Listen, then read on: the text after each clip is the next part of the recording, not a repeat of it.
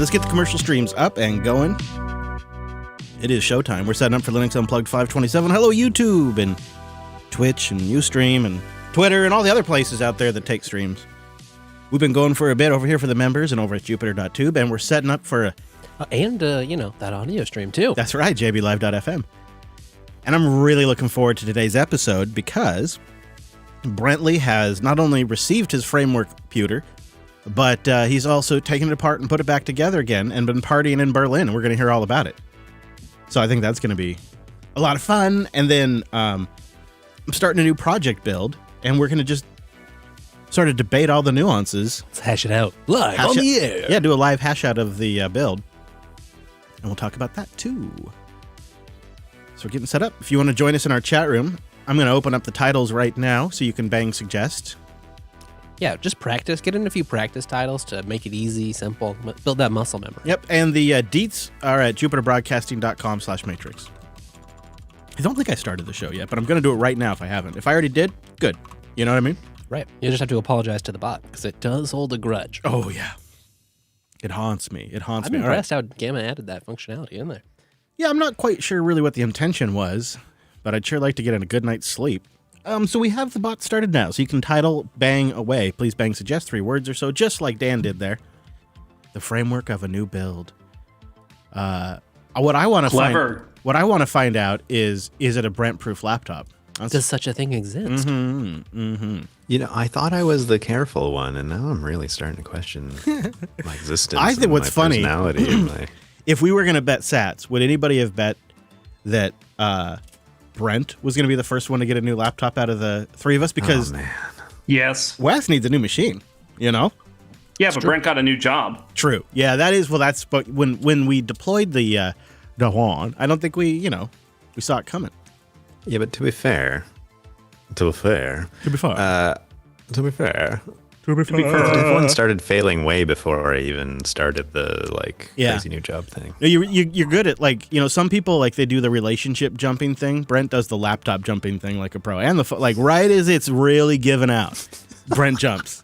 Right, right as the battery's about to blow out on his phone, he'll jump. Or right as his laptop's literally disintegrating, he'll jump. The long-term quality of the Dev 1 has kind of disappointed me. I'm a little nervous that mine's going to be a problem so far, although I don't use mine as heavily as Brent does. Brent, you might have to watch out when I visit next. Also, it flexes a lot, even with just minor pressure. The whole laptop build gives very easily, which just worries me since it's supposed to be an all-metal body. Yeah, it's not supposed to bend like that. I mean, I don't think of body flex when I think of mine, but I also don't think of it as MacBook rigid either. So. Right. Well, I don't think of it as MacBook rigid either. MacBook rigid is a whole class in itself, and actually is kind of uncomfortable sometimes. But also when you're putting your wrist down on it, it'll cut into you, and it just kind of sucks.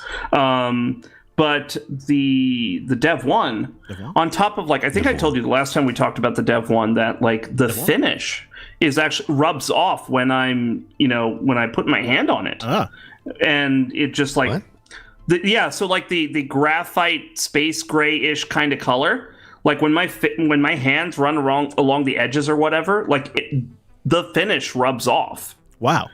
And I don't know if it's reacting badly to my maybe you got skin oils you got or whatever. Yeah, you got acidic oil. You got acidic sweat probably. That's the thing. It is a thing. Yeah, it is a thing, right? But it doesn't happen with any of my other computers that are colored similarly. So I'm just what kind of composition is the paint if that's happening? Right. So we're asking the wrong question. Is there a Neil-proof laptop? Right.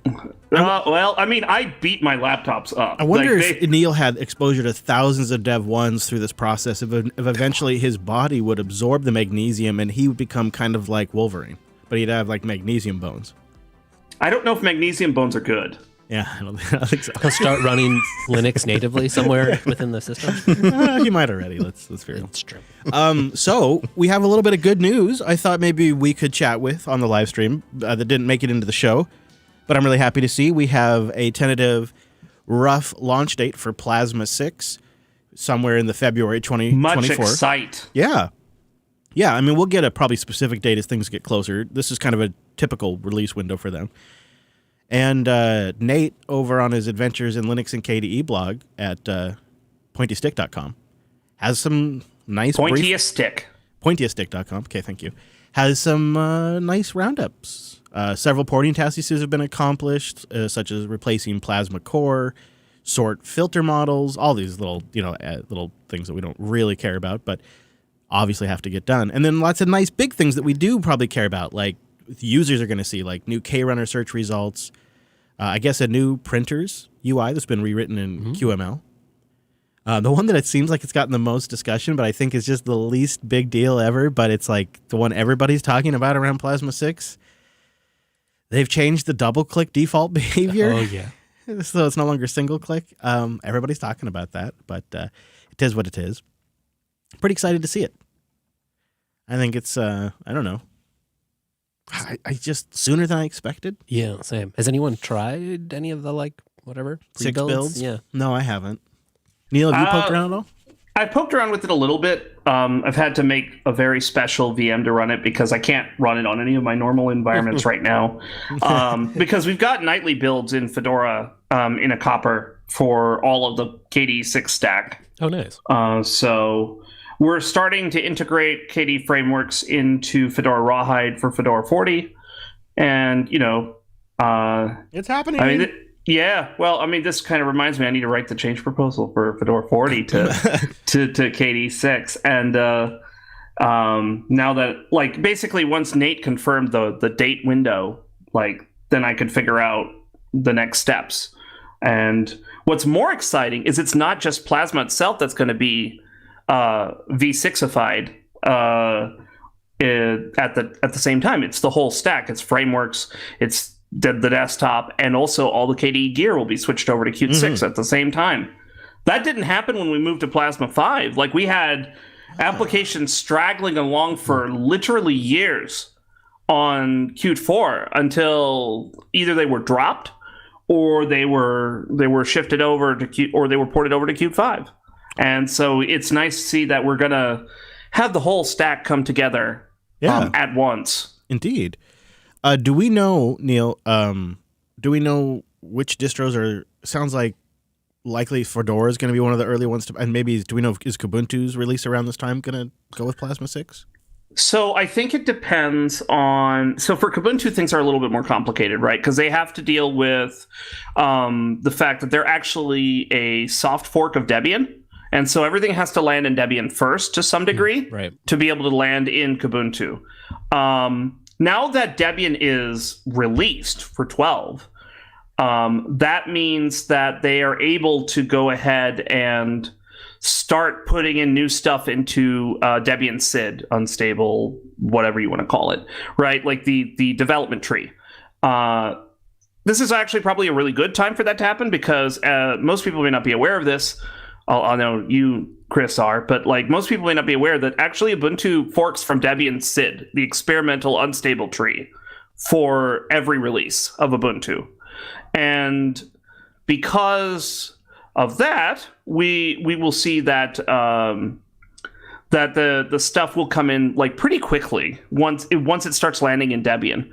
But I don't know if the Kubuntu people have actually started figuring that out yet, because Nate only announced this Wednesday? Yeah. So early.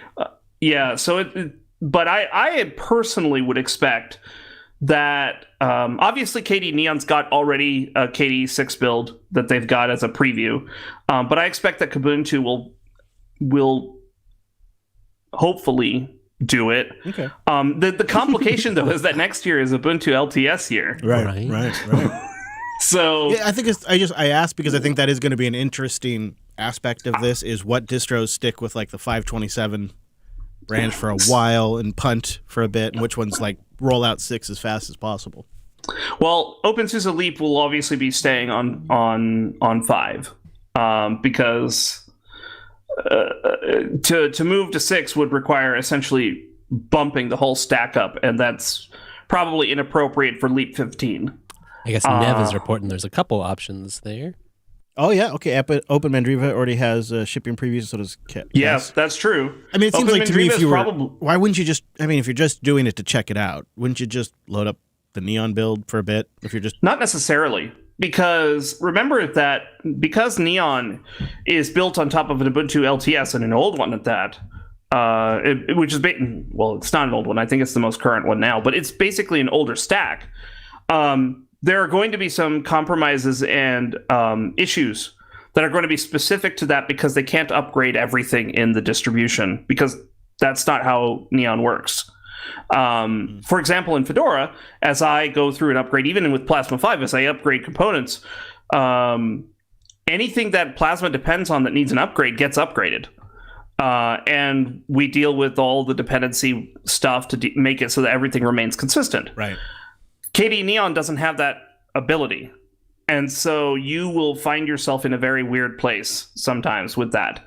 And so, like, it does make sense to try out things like in Open Mandriva that they've started rolling out a preview Plasma 6. I would actually say that probably is a good... Maybe it's worth giving it a go. Yeah, give it a good shot. Maybe y'all should do that. Maybe we should.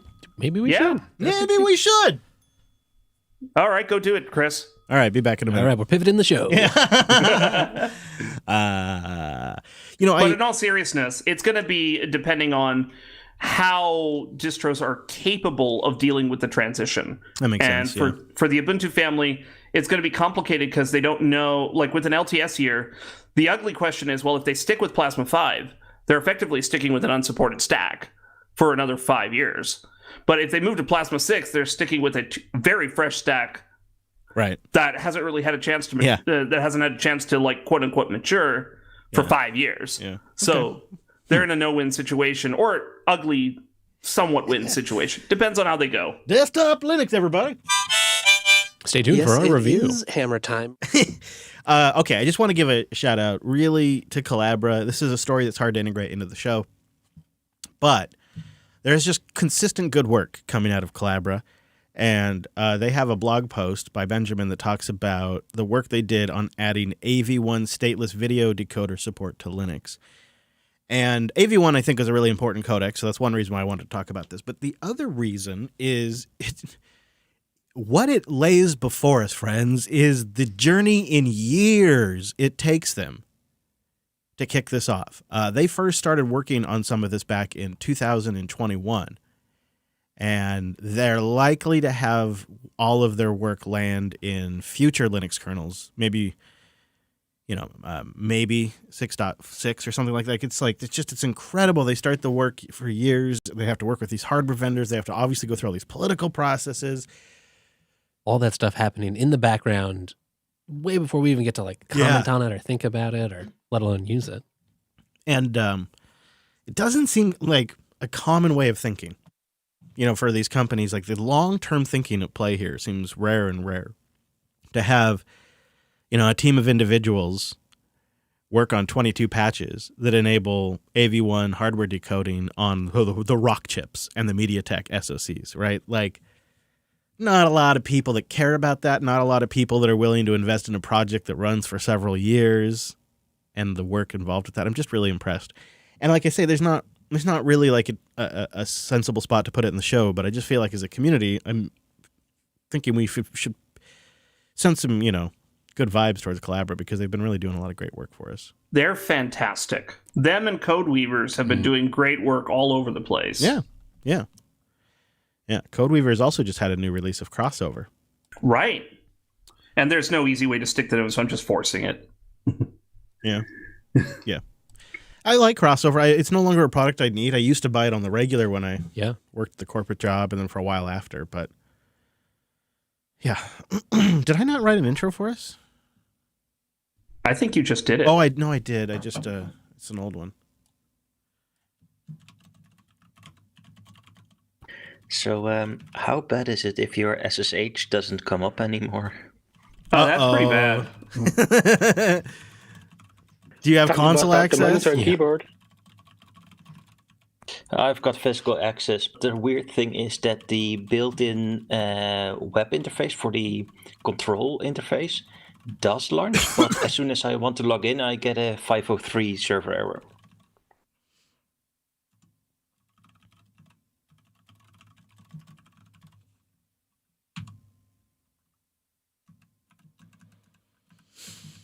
All right, I'm writing myself a new intro because I've pretty much thrown this out since when I wrote it. I'm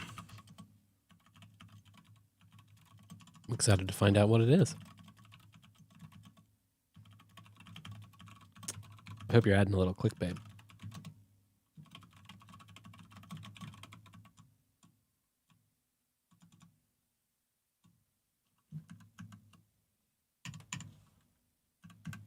Okay, that is the intro. Boom. It seems like the GPU is making more noise than normal.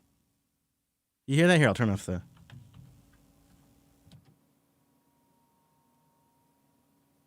Yeah. It's not usually making that much noise, is it? I don't know. Maybe it's getting dirty, but it seems like it's really hooting and hollering today, which is just annoying. Do you need a ladle? I don't think this is a hawk strike. I think this might be an airflow issue. That's a totally different solution.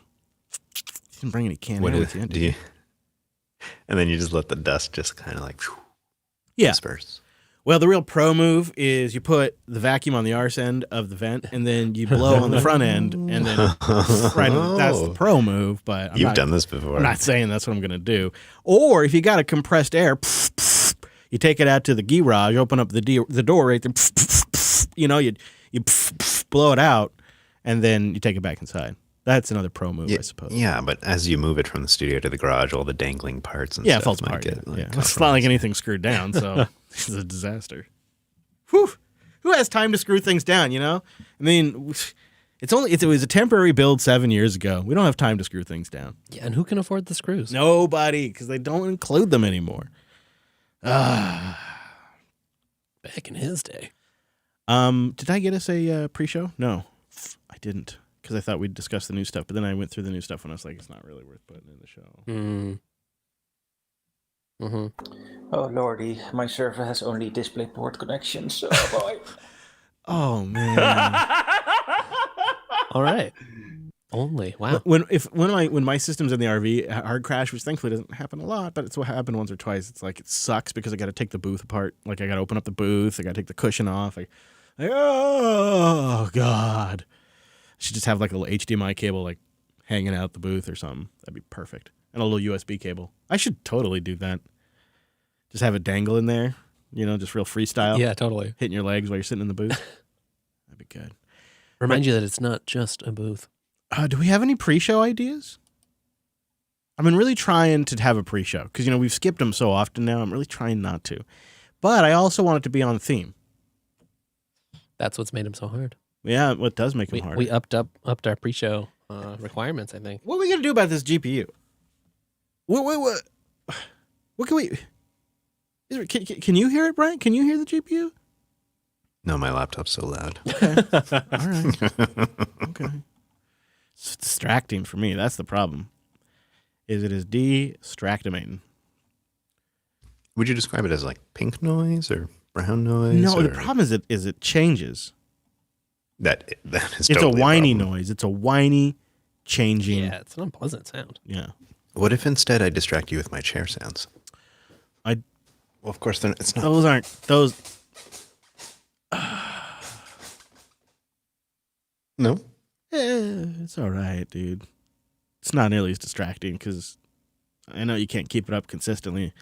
And I know this is going to keep it up consistently, so it's a little more distracting. You don't believe in me, do you? No, I just don't want you to have to bounce the entire time. Why is Brent What if bouncing? When I want it on command, it doesn't happen. But when I'm speaking, I just... All right. You win this one. All right. Well, maybe I'll get a nice surprise during the show. I'll look forward Supplies. to that. The squeaky surprise. Oh my god, you guys, stop it. All right, well, if we don't have a pre-show, I don't want to force it. Yeah, I don't know. I'm looking, but I got one, I think. All right, Brent, let me know when you're ready.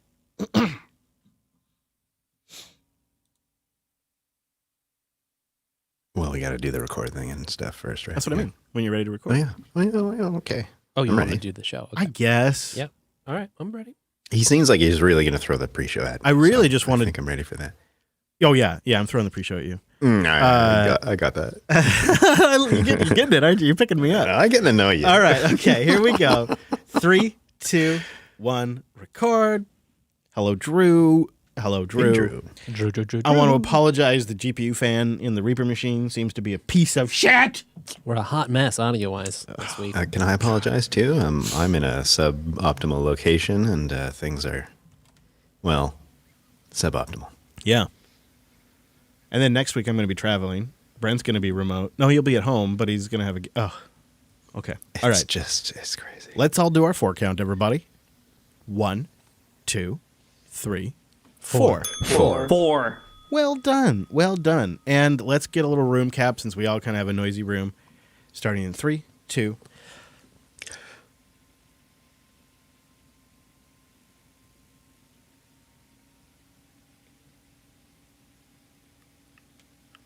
There you get a little flavor of the fan noise.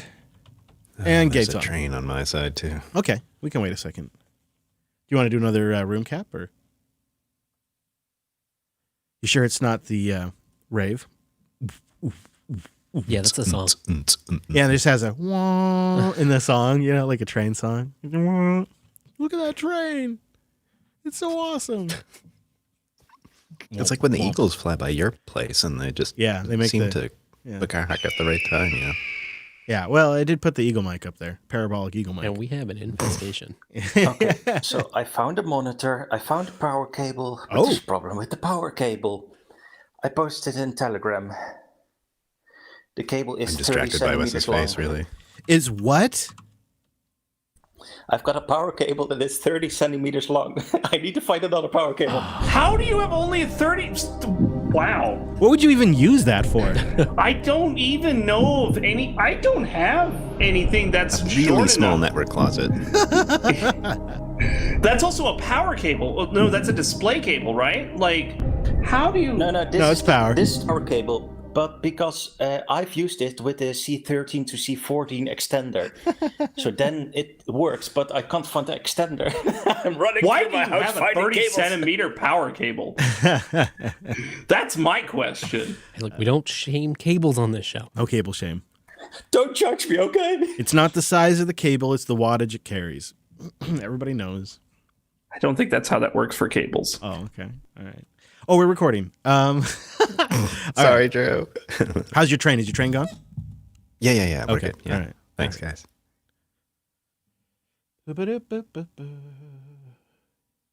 12.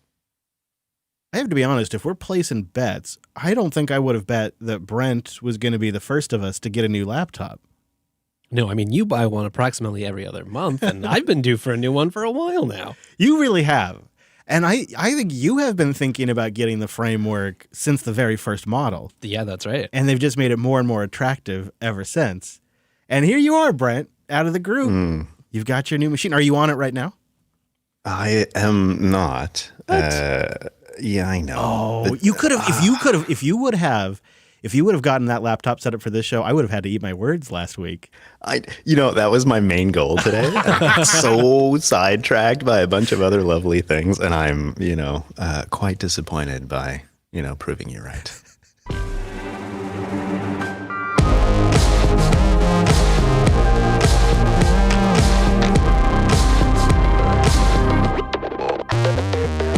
Hello, friends, and welcome back to your weekly Linux talk show.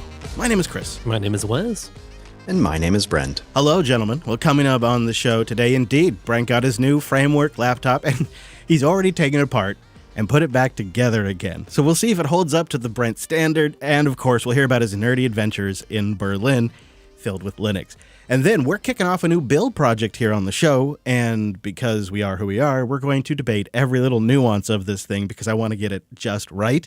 So we'll tell you about that in a little bit, and then we'll round it all out with some great boosts, some picks, and a lot more. So let's say good morning to Tailscale. Head on over to tailscale.com/Linux Unplugged. That'll get you 100 devices for free, not a trial. You get them for free for 100 devices, and it's a great way to support the show.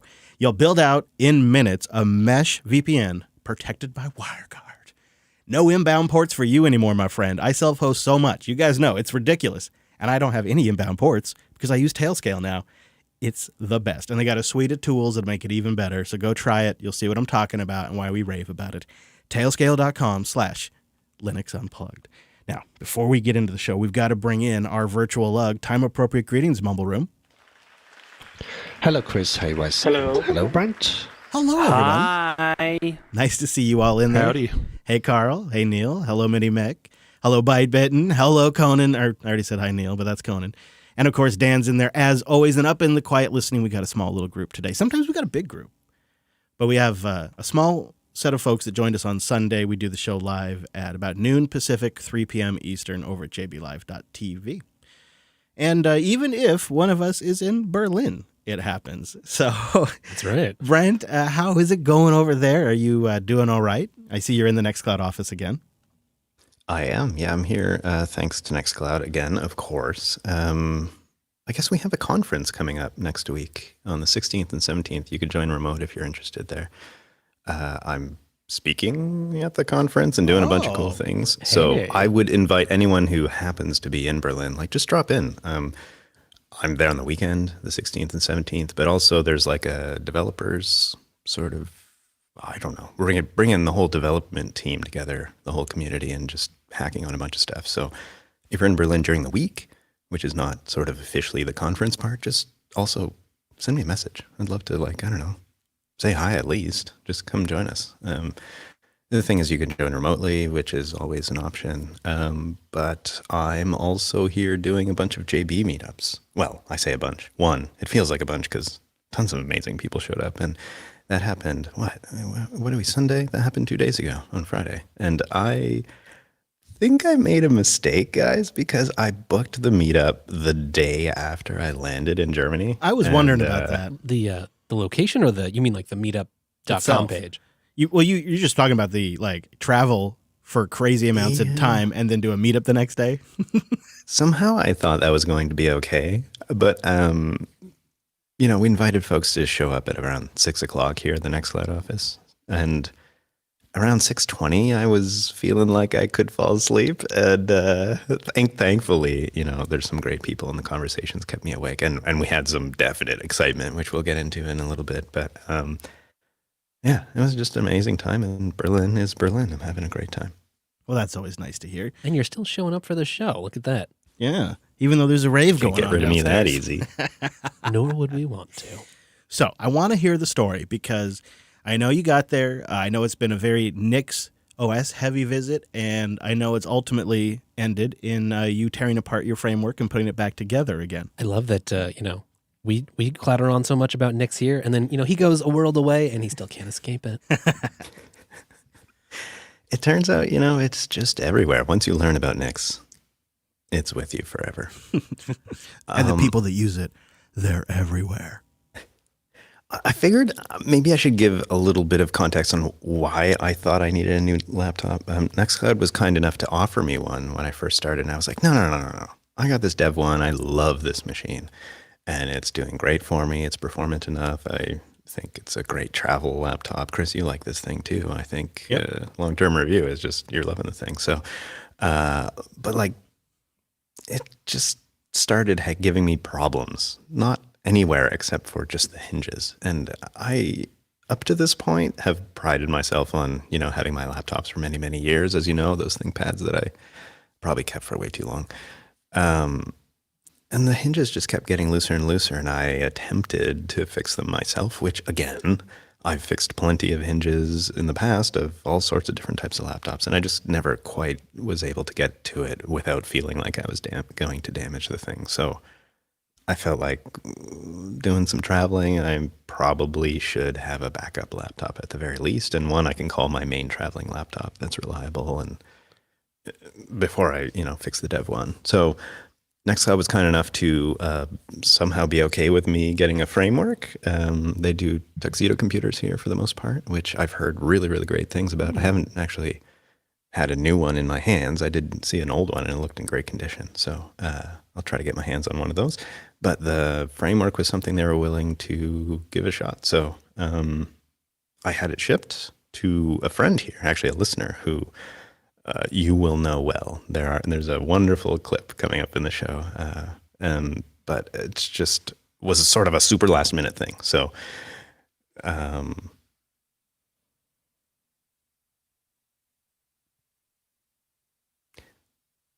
Yeah, I sort of put myself in a corner there. Shit. Chris, can you help me transition to back to the meetup? Because I kind of went a little too far there. Well, why don't you start with that and say it? Okay. It became a focus of the meetup, but we'll get there. Yeah, I got it. So I had the framework shipped to listener Tomash, who was kind enough to get it while I was still in Canada, or actually halfway traveling there.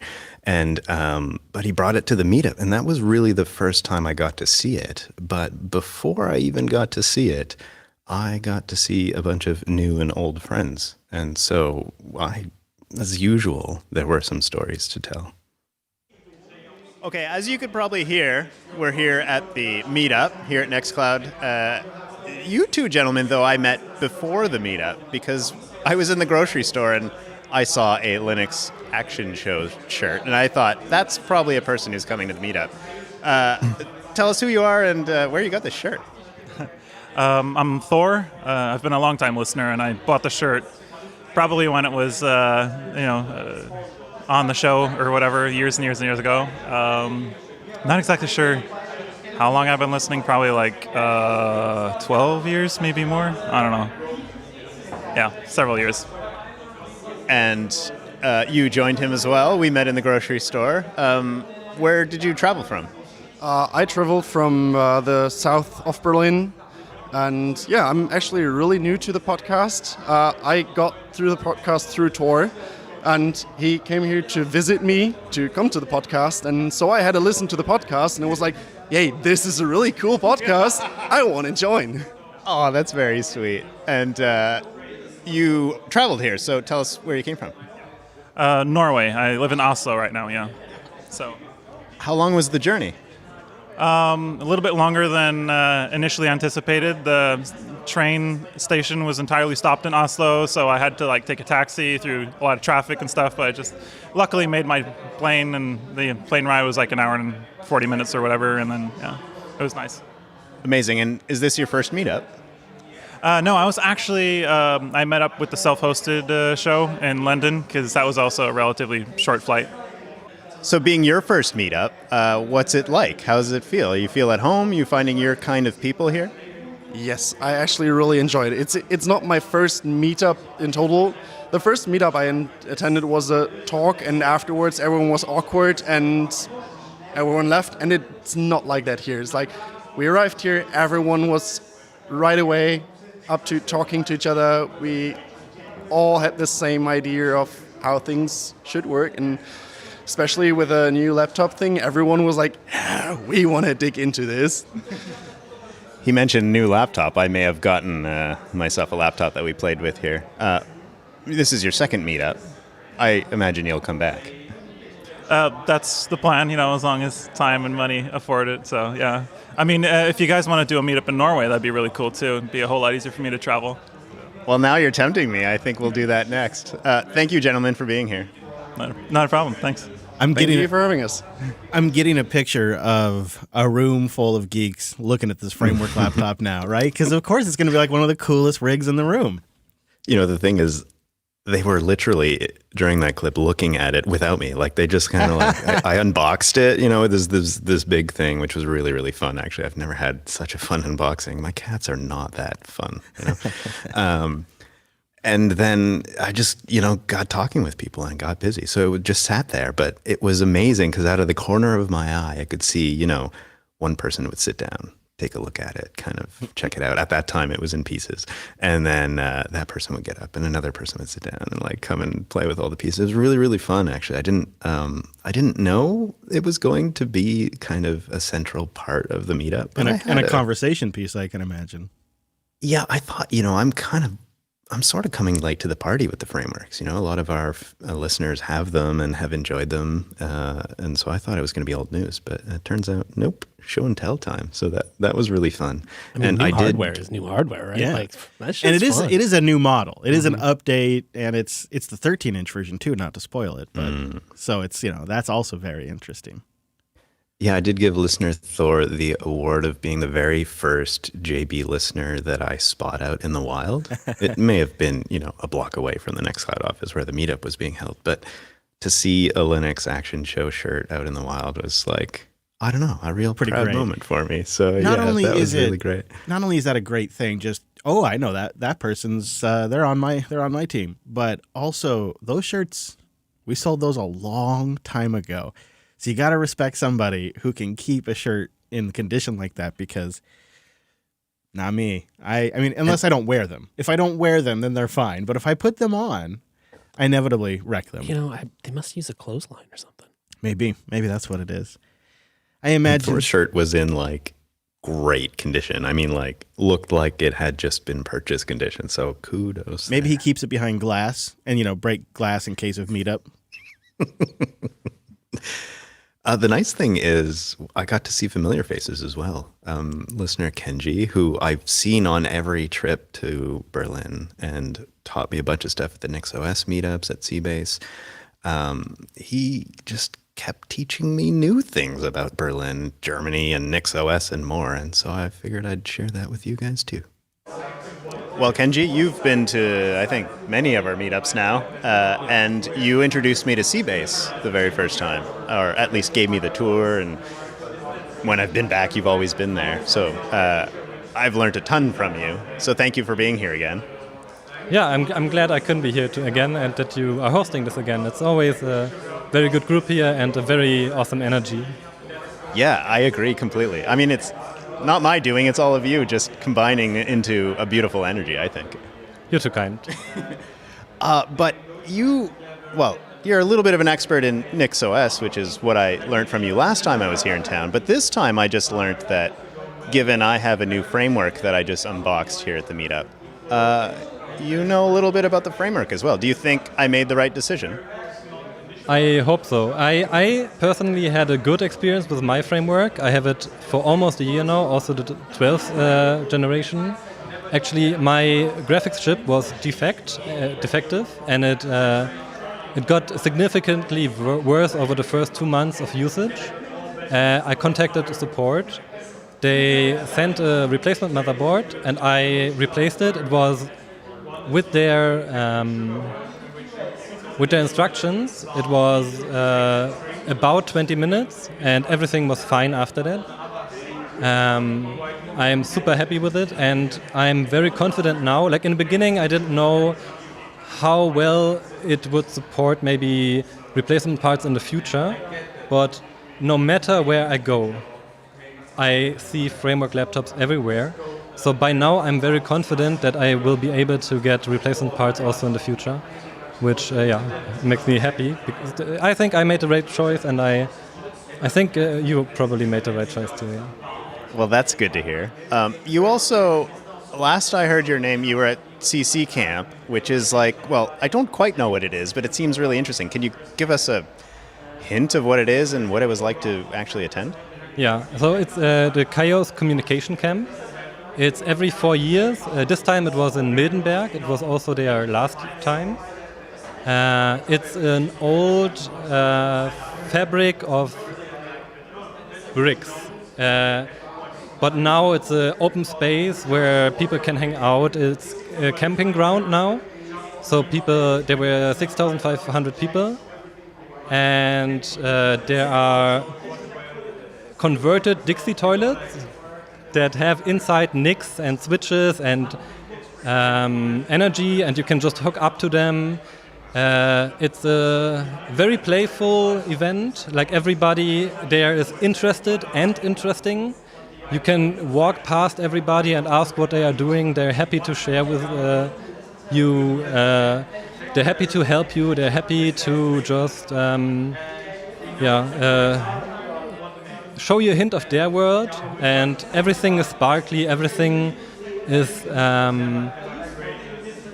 everything has a lot of colors. Like especially as soon as the dawn sets in, everywhere is like lights blinking, something shimmering.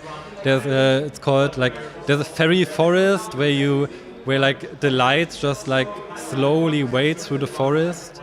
It's a very awesome atmosphere, and the infrastructure is amazing because like nerds can just have at it. There's decked telephone or GSM over the whole area. So you can just go there with your decked telephone. You can give everybody your own number.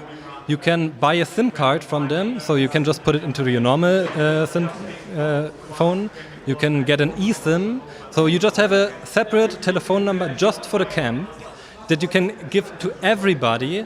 The weather was fantastic. There's lakes very close, so after a workshop or a presentation, you just looked at your neighbor and were like, now dip in the lake, right? And you were just 5 minutes, you were in the lake, 10 minutes later you were back out and back refreshed at the conference or at the camp. Just at every corner, so much playfulness. There was, you could learn how to be a trained driver. They have their own post service there. It's so insane. Like everybody, I can just recommend, if you're in the area in 4 years, check it out. My explanation doesn't do it justice. Just everybody has also their very own experience, but I think most of everybody's experience is amazing and just filled with wonderful memories and experiences. Lovely. I was hearing about this because I got invited from a few of you that suggested maybe I should go. It was really in line, really near my last trip, I believe. And I was like, not this time. I'll go next year. But now I just learned it only happens every 4 years. So now I'm really jealous of your experience. You should come in 4 years. So, I went with the Nixos Village. We were part of the sea base. And we had 4 SG-50, so fairly big tents. And we were holding also some talks there and some community get-together and just a very wholesome experience in general. So it was pretty awesome. Nice. And you seem really connected to the local community, NixOS and Seabase for sure, but some other ones as well. Is that relatively new for you, or have you always just kind of been connected? Did you have a mentor maybe who showed you all these places? How do you stay so connected? No, that's actually not always like that. I'm from Berlin, so I'm connected in Berlin, and I have enough people that I can rely on. But actually, the tech scene is fairly new for me. I originally was a sports instructor, so I'm fairly new to the tech scene. I think I just fell into the right place, and when I reached out to people, it was my kind of crowd, and I immediately felt comfortable. And I think that resonated with other people, and it just spread out from there. So by now I think I'm, the Berlin tech scene is pretty awesome, I think, That's my sense as well. Thank you for sharing your insights as always with me. I really appreciate it. Yeah, I'm glad, and I thank you for having me. You know what I found really insightful about that is Kenji gave us kind of a longer-term perspective, having owned a framework with some technical issues that he sorted out. So that's nice. But then, Brent, he touched on something in there that I realized was one of my very initial concerns with the framework project, and I think we're past it. And it's probably worth recognizing, and that is, it seems, although it's hard to really know, it seems like this has had enough success that we're likely to have access to parts and accessories years and years after you buy a unit. When they announce that first unit... Right. You don't know, they're just going to put this one out there, a small user base adopts it, and there's no secondary market, there's not a lot of interest. Where's it going? Yeah, and I think he makes a good point. This thing's seen some success. There's a lot of people using it now. There's going to be parts on eBay or whatever for a long time. Yeah, what I find most interesting when I introspect about the framework is that, we heard, when it was first released and the concept, and that hit all the right buttons for me. But I think you guys know this about me probably sooner than I knew it about myself, is I'm not really an early adopter. I don't like to jump into techs really, really quickly. For those reasons you just mentioned, Chris, is I don't know, maybe I'm just skeptical, or I don't want to be the first one to fail or something. I'm not sure. So that was kind of my emotions with the framework early, is excitement, but not wanting to jump in. And I felt like now is kind of the right time, having heard that, they shipped 3 versions of the motherboards now. They're coming out with the new AMD Ryzen ones shortly. They're on pre-order. And So it feels like, yeah, the concept that they promised has come to a fruition, and a couple times, and that replacement parts are available, the repair guides and just like the tear down videos that we're seeing all over the internet are like really great. And so I feel like they've sort of met most of the promises, and that got me kind of quite excited when I started looking at what the options might be for me to get a laptop, especially short notice. And somehow this was an option, and I think it's actually really perfect for me, and I'm looking forward to kind of diving into it a little bit more. That said, Lister Tomash, who we've built an amazing relationship together these last few trips. He knows much more about the framework, and he helped me, they got shipped to his place, and he helped guide me into picking the right model and everything. And I thought we could hear it from him and just hear why I did this. Well, Tomasz, we've spent quite a bunch of time together now. We've gone on multiple bike rides where you've made me suffer greatly. You've had me swim in multiple lakes. I think we're going to a new one tomorrow, right? I'd say innocent until proven guilty. I do not recall any suffering happening at any point in time. I may have had my eyes closed, and that's why I haven't seen it, but you never know. You can't prove it. Well, this time around, I don't think you're making me suffer. You're helping me because you sort of really helped me get this framework laptop. It actually got shipped to your place. And we did a little swap of some components. You want to walk us through what we did and how it went? Yeah, so I basically divide this scheme to get you to replace your old defunct Dev 1 that we all knew is just going to go the way of the dodo one way or another. And to kind of con you out of your high-performance 13th-gen Intel motherboard and accept my old one. But no, so basically, because of the timing of your trip here, it was not possible for you to get the replacement laptop from Framework to be shipped to Canada, so I offered we ship it to my place because I work from home anyway. I'm always there and I can pick it up. And to sweeten the deal, since you were on the fence about it because you wanted the AMD board, I said, if you get the 13th gen Intel, I will buy the board off you for the price difference between 11th gen and 13th gen, so that you can have a daily driver laptop now with the possibility to upgrade to AMD at a later date. So you eventually get your framework now and don't have to wait for the AMD board, which will only be available early next year. And yeah, you can just upgrade down the road. And as a bonus, you already know how to swap the boards because we've just done it. So it should be easy for you now. And what was nice is that the framework this time around, I got the unconstructed version, and it actually was totally unconstructed, and we had to build it from scratch. Yours, I think, came partly constructed. So was it nice for you to see that difference, or was that a bit frustrating, or what do you think?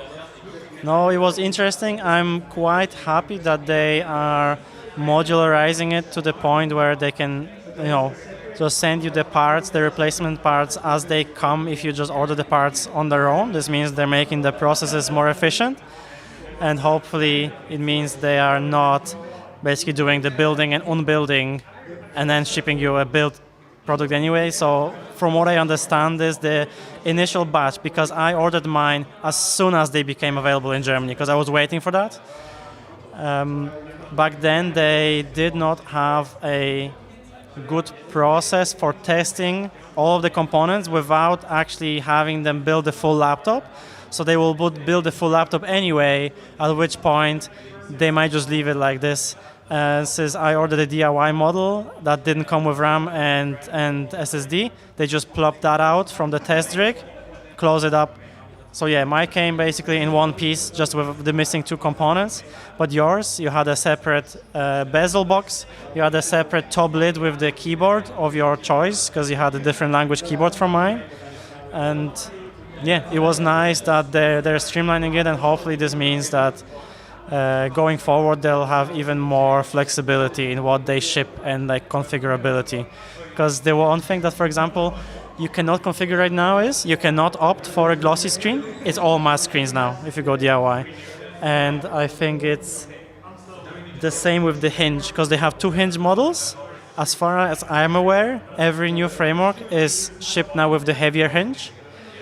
So if you wanted to swap it out, I think you just have to order the hinge extra and swap it out yourself, which is not a big deal. It's just a waste, right? Because it could have just come pre-packaged as an extra component.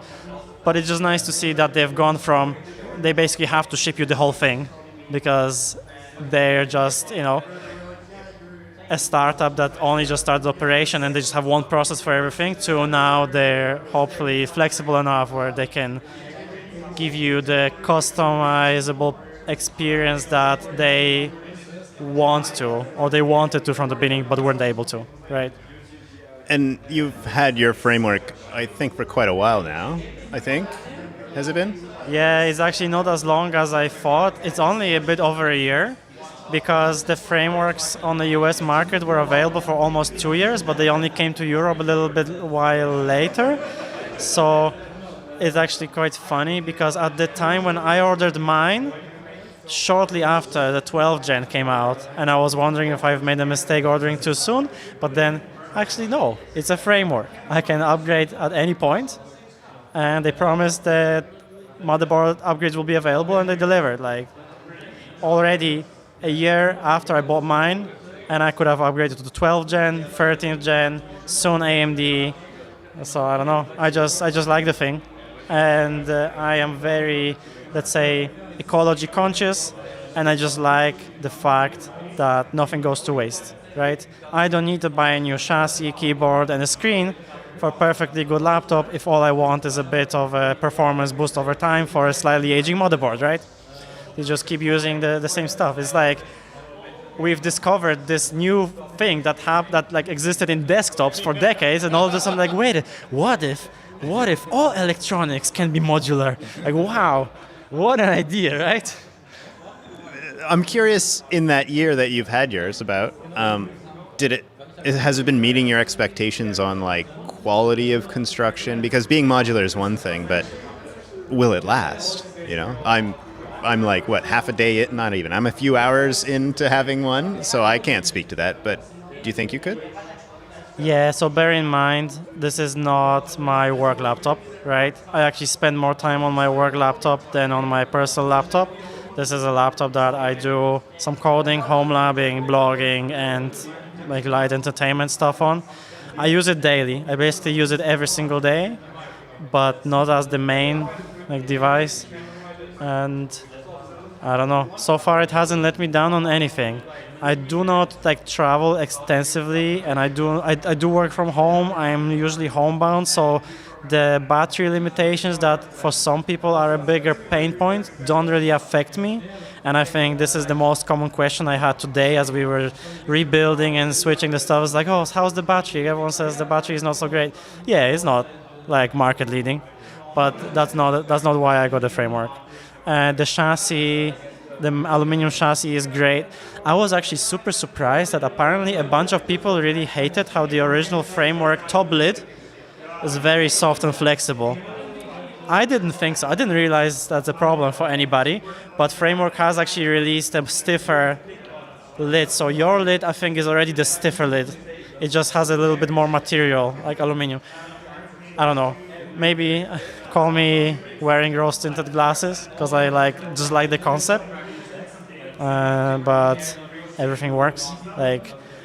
Ubuntu works on it out of the box. Debian works on it pretty much out of the box. Fedora. So if you are okay with the vanilla experiences, these experiences are verified.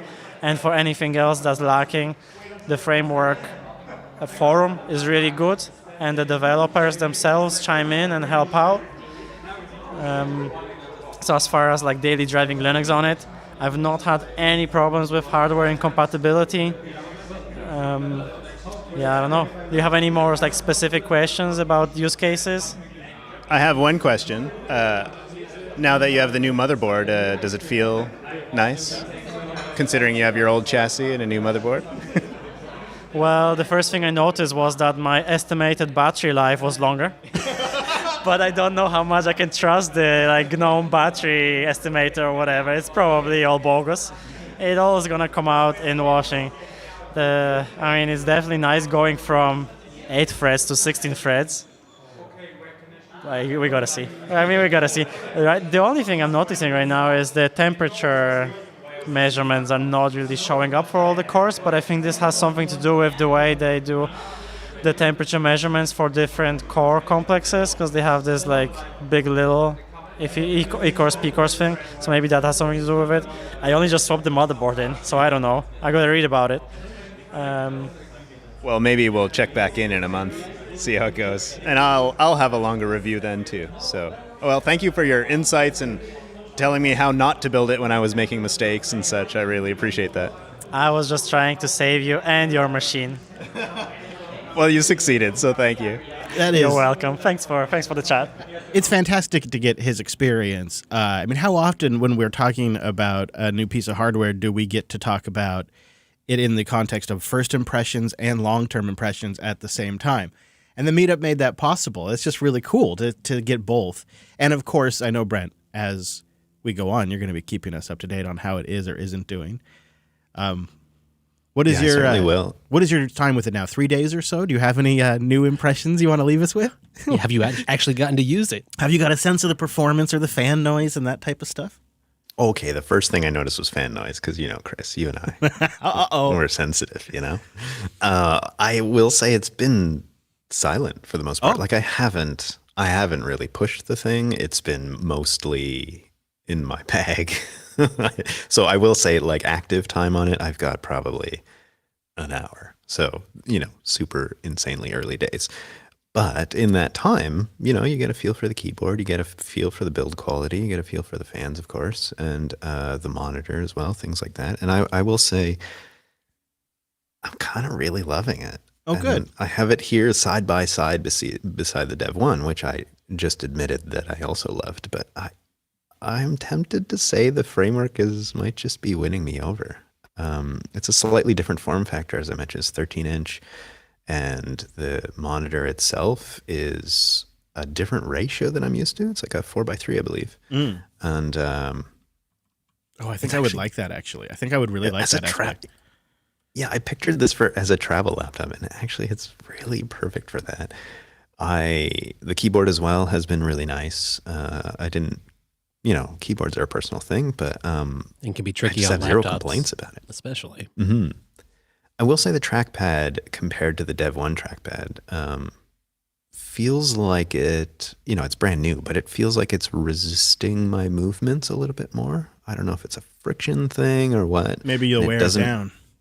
That's the thing, right? It's like hour number 2 that I'm on this thing. So, maybe I need to put a little bit more time into this, but initial impressions are very, very high. And I got to say, like the ports are modular as well. And I was able to just switch them wherever I wanted. It's like the things you didn't even think were possible are possible with this laptop, which is such a nice thing. And, but I got to say, it was my most favorite receiving a new laptop experience. I mean, you guys, sat down with me with the Dev 1, which is a special experience as well. But the framework trumps it because I had 20 of our, Berlin listeners sat around me, helping me not screw up building this thing because, that it is not the place to build parts for a laptop and construct it together and swap motherboards into a different laptop. But Tomasz and I got through it, and having Tomasz there just like as an expert in comparison to me, just helping me route cables and like the little, knowledge pieces was an amazing experience. So I want to say thank you to everybody for being a part of that. And as a little bonus, they put little spare screws in the laptop there for you, just in case, you got slippery fingers and you lose the screws while you're building it. So I really love that. Linode.com/unplugged. Go over there, support the show. I just spun up brand new Minecraft server for the kiddos. And while we're sitting here doing the show, I get a text message. And he wants me, and I don't know how you do this. Anybody knows, let me know. He wants me to have multiple worlds on one server. And I think you have to install like multiverse plugins and stuff, which means I got to get into plugins now. And I'm just really thankful that I can just SSH into the Linode and just like run commands, install software, access the Minecraft server console. And you can take a snapshot before you do in case you blow the server. Which I will be taking a snapshot of. So go support the show, get $100 in Linode credit at linode.com/unplugged. Before we break out,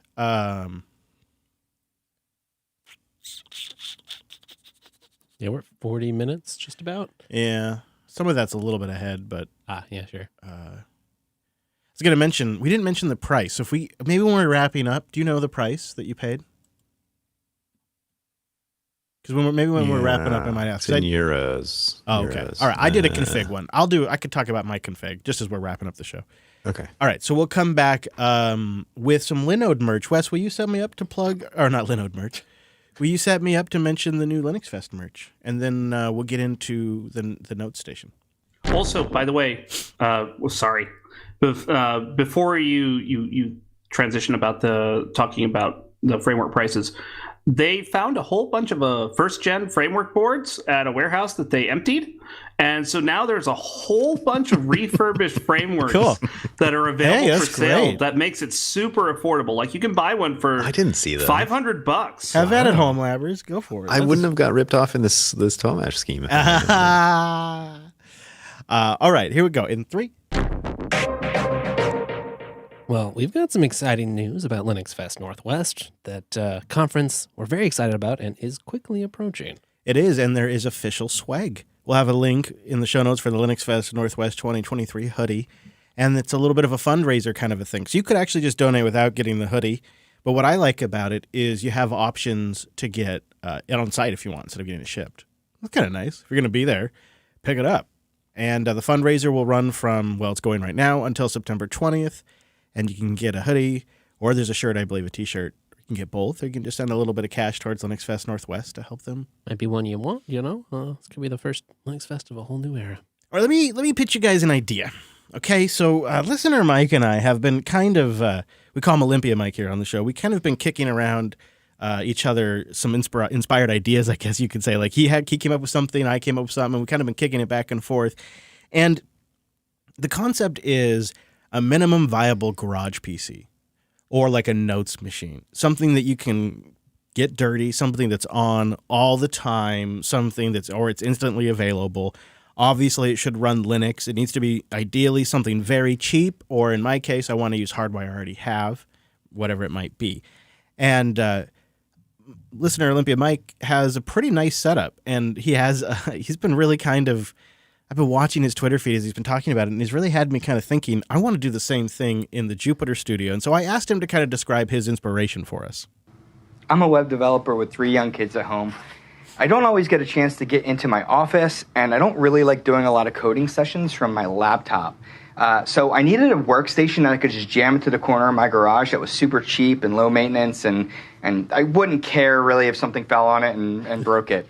And so what I ended up with is this little B-Link PC. It's just a 4-core Celeron with 8 gigs of RAM. It's like $150, $160. I paired it with this 22-inch 1080p $70 Spectre monitor, a $7 Amazon just USB optical mouse, and then probably the most expensive part of the whole setup was my System 76 Launch Lite, because, I mean, you got to have standards sometimes.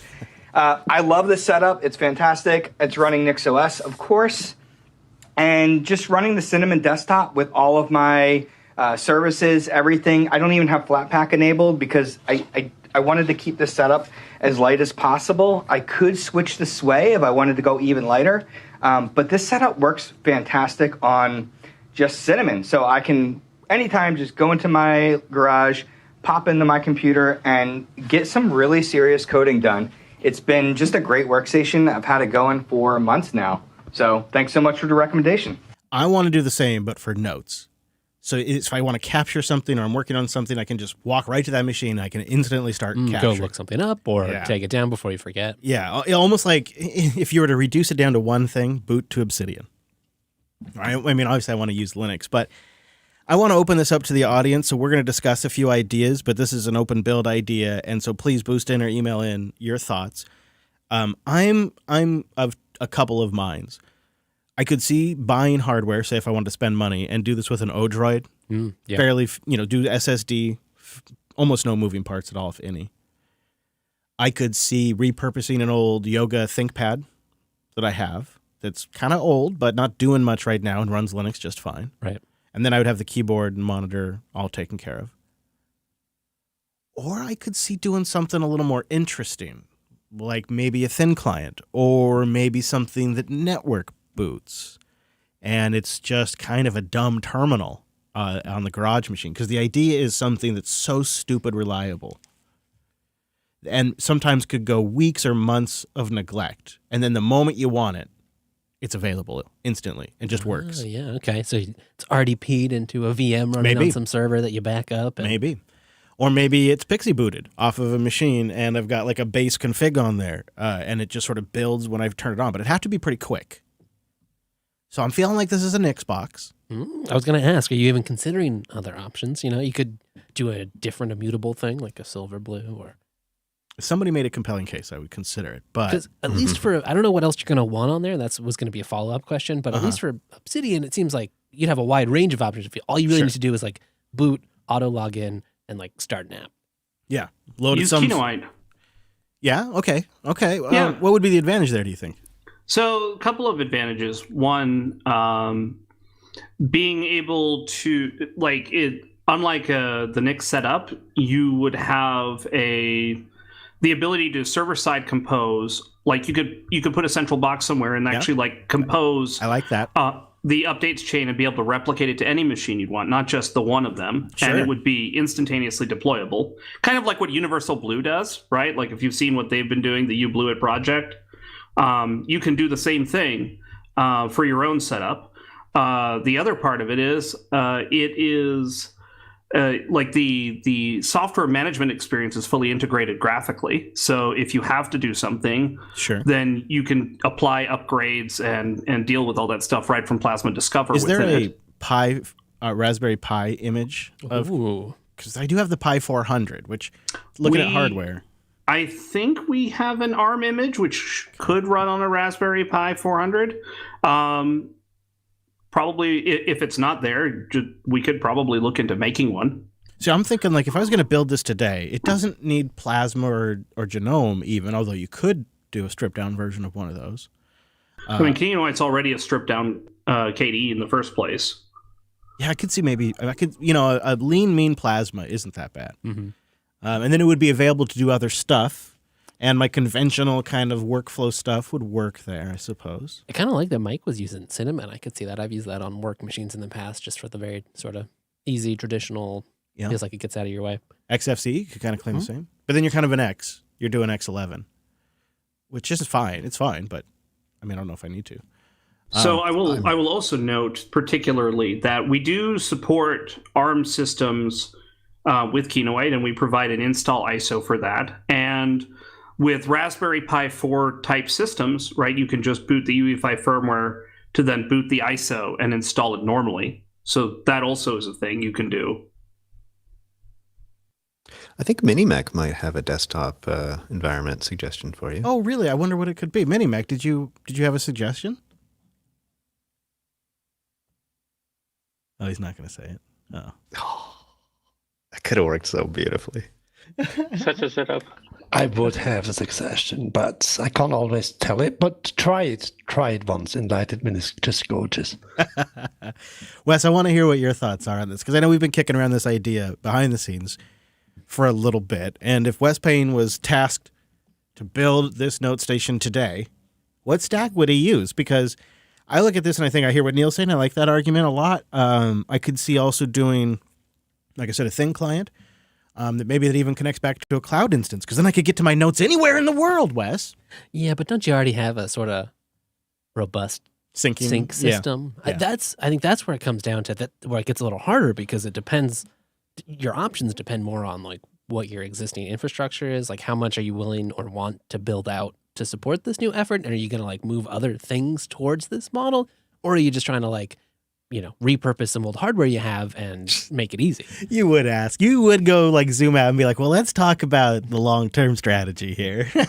But obviously I'm going to say, since you've been doing more NixOS, it seems like it makes a lot of sense, especially since you don't actually need that much. So it should be a pretty simple configuration, and it'd be easy to back up and, restore from down the road. Yeah.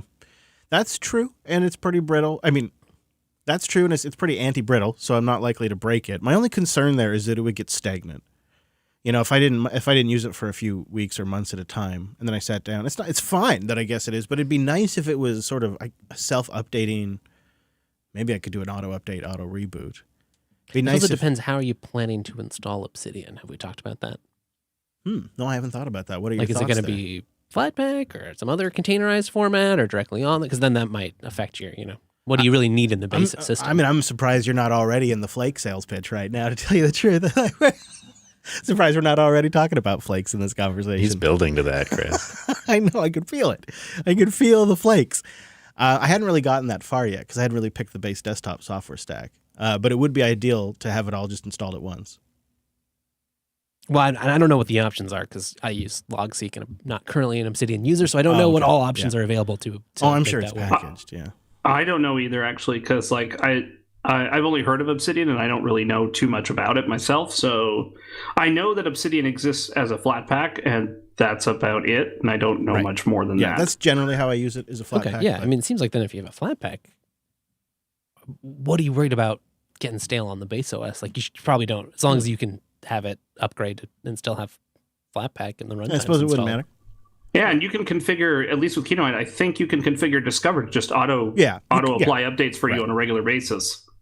So that's both for the Flatpaks and for the base operating system. I'm curious, what does Brent think? Is he going to make a tumbleweed pitch?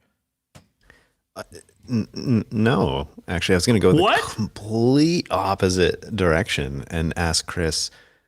You just kind of made an assumption that this would be a Linux box, but I wondered if, do you have an old phone around that you might be willing to throw a Bluetooth keyboard at, and it could just be something like that? Or like one of those mini displays that you just plug in?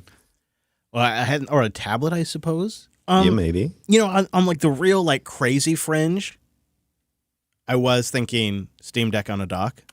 Whoa. Okay, let's hear. You're not going to get any car work done. No. I know. It's just, when you're looking for a robust sort of appliance-like system, you slap the Obsidian Flatpak on that thing, you put it in desktop mode with the HDMI out or the USB-C to video out. I don't know. I mean, if I weren't using the Steam Deck for other things, then I like that in the way that Mike was using it too. Then you go out to the garage to get some work. Yeah, I'm gonna go work on the car, which is really my code for Grand Theft Auto, I suppose. Like the ODB port needs a lot of work, so you gotta.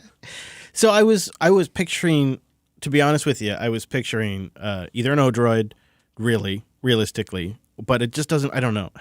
I'm not sure, or something like the Pi 400 with Sway, or something really simple is sort of what my thought process was. And then, do you find Sway simple? Like, I guess you would be using it a lot, but I was just wondering in the context of a machine that's not your workstation that you're just kind of coming back to, and otherwise you're not using the rest. Would you forget shortcuts, or how intuitive for occasional access do you? Well, I'm not sure if I really just would like something to put a window up on the screen, and might as well use Wayland if I'm on something that has native Wayland support. And my thought was with Sway, although I don't know it very well, my thought was I could probably define the basics through the Nix config of just what I want working. Mm-hmm. And then just always have that through all the upgrade cycles and whatnot. Yeah, that's compelling. I don't know if that's true, but that was my assumption on it. My go-to for stuff like this is, grab a little mini PC or something like a Zotac box or whatever and throw it there because, I don't like pain when it comes to stuff like this. And non-x86 is unfortunately pain. And yeah, I think I'm just looking on Newegg, right? There's, AMD simple mini PC barebone kits for $100. Yeah. $200. And I just grab one of those, flit in some old RAM and SSD that you've got laying around, because I'm sure you got plenty of those, and then just stick it in, boot it up, put something on it, and call it a day. And in terms of maybe you want to, if you don't do the server-side compose thing that I was suggesting, if you go with Kinoite, then you could also make a very simple Ansible thing or a script or whatever that, have a systemd service that just pulls it on a regular basis and just runs it and it installs whatever software you want and make sure it's always the latest, whatever you like. And that also can apply to any other type of system you use, whether it's Tumbleweed or Nix with Flakes or anything else, really. But like for something that you don't want to have to work very hard on, I wouldn't make it an ARM box. Just being honest. That's kind of my gut too. ARM is pain in everything. So let me tell you what I'm thinking about hardware-wise outside of the platform. I'm also thinking I probably want a pretty decent keyboard.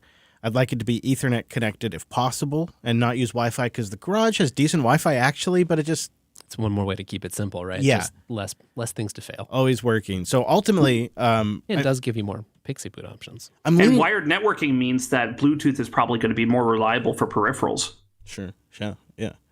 So right now I'm really leaning towards Odroid with a monitor and a nice physical keyboard, and I'm thinking only a keyboard, no mouse potentially with this setup. But where that's where something like Sway maybe comes in, really nicely. So this is my or a virtual session on a server that I remote into from a thin client. Those are like kind of my two paths right now. I'm not quite sure on what the windowing environment should be. If I'm on a virtual server, I think it's going to be probably quite different than if it's physical hardware.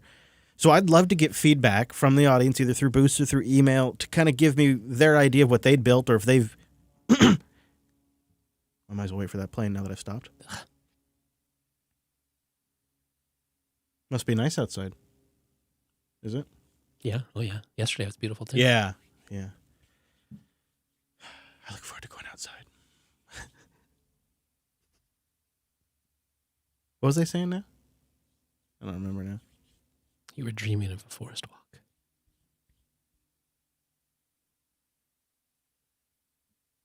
I don't think that's going to go away. I guess it's getting a little quieter. I think it's yard work, not an airplane.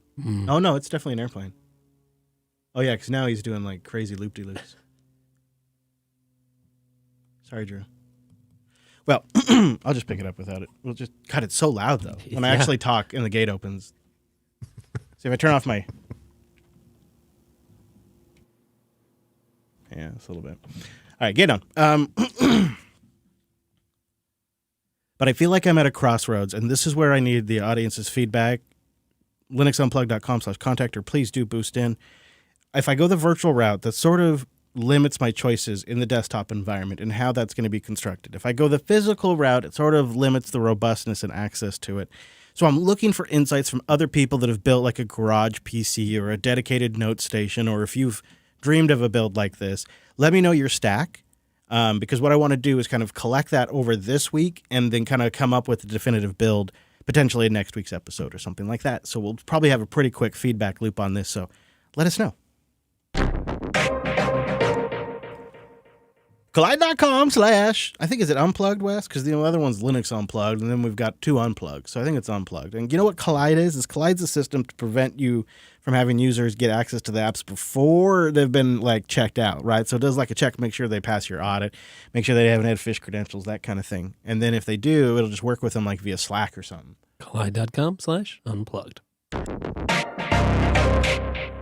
We're going to keep feedback short this week since, well, we've had a lot of clips, which is the whole episode's really been very feedback focused. Thank you, everybody. But something really neat has come up. Last week, we talked about value for value music, which has been great. I've been hearing from a lot of you who are thinking about participating in that. If you do, send us a link to your track. I'll play it on the live stream sometime. But in that same vein of value for value kind of encroaching into other areas and expanding, a new app has come out called Zap. And it's an executable for developers to install on their machines. And then during development, you can use the Zap command to send or boost maintainers of your dependencies over the Lightning Network with sats. Oh, interesting. That's like the second version of this I've seen. How do you play in that? I assume it's to receive, you got to register your like stuff. Some weird Nostr connection. Okay. So you got to have like a Nostr account too. And this is like a different take on this. The other one I saw didn't have Nostr involved, but people are building and experimenting, which is pretty cool. I mean, we clearly need something, so. And then really neat to see in our own community, the show mascot, the Golden Dragon, and the Bearded Tech have been working on bringing value to, and it's really distracting to hear that plane going around. Yeah. It is. It's distracting. They have been working on bringing value to value and boost to blogging. And this week, they've launched the Blog Index. The Bearded Tech's been working hard on this. It's a brand new initiative to kind of do what the Podcast Index does for blogging. And it's pretty exciting. It's coming from our community, and they've got some initial traction right here. I think the next step for them it's probably to reach out to others in these communities. You know, get other people outside of our little ecosystem excited about it. Yeah, find some folks with some good blogs and bring them on board. Also, a little bit of interesting details for everybody. I thought this put things in perspective for us. So 2 years ago, as we record, just a little bit before we started taking Boost on here on the show, on the daily average of transactions for Boost over the Lightning Network, 60,000 in total sats were being sent 2 years ago, every day. 60,000 was like the daily average sats being sent total. 60,000. And now 2 years later, 60,000 sats is often one single boost. And it's really grown now to sometimes some days as much as a Bitcoin. I mean, it's a lot is getting transferred through that network. And another little bit of stat that indicates a lot of really interesting growth is if you survey all of the RSS feeds from, say, the big platforms like Spotify and Anchor and all of the open RSS feeds that we can find, and you really bring them all together, 25% of the active podcast feeds are now using aspects of the Podcasting 2.0 namespace.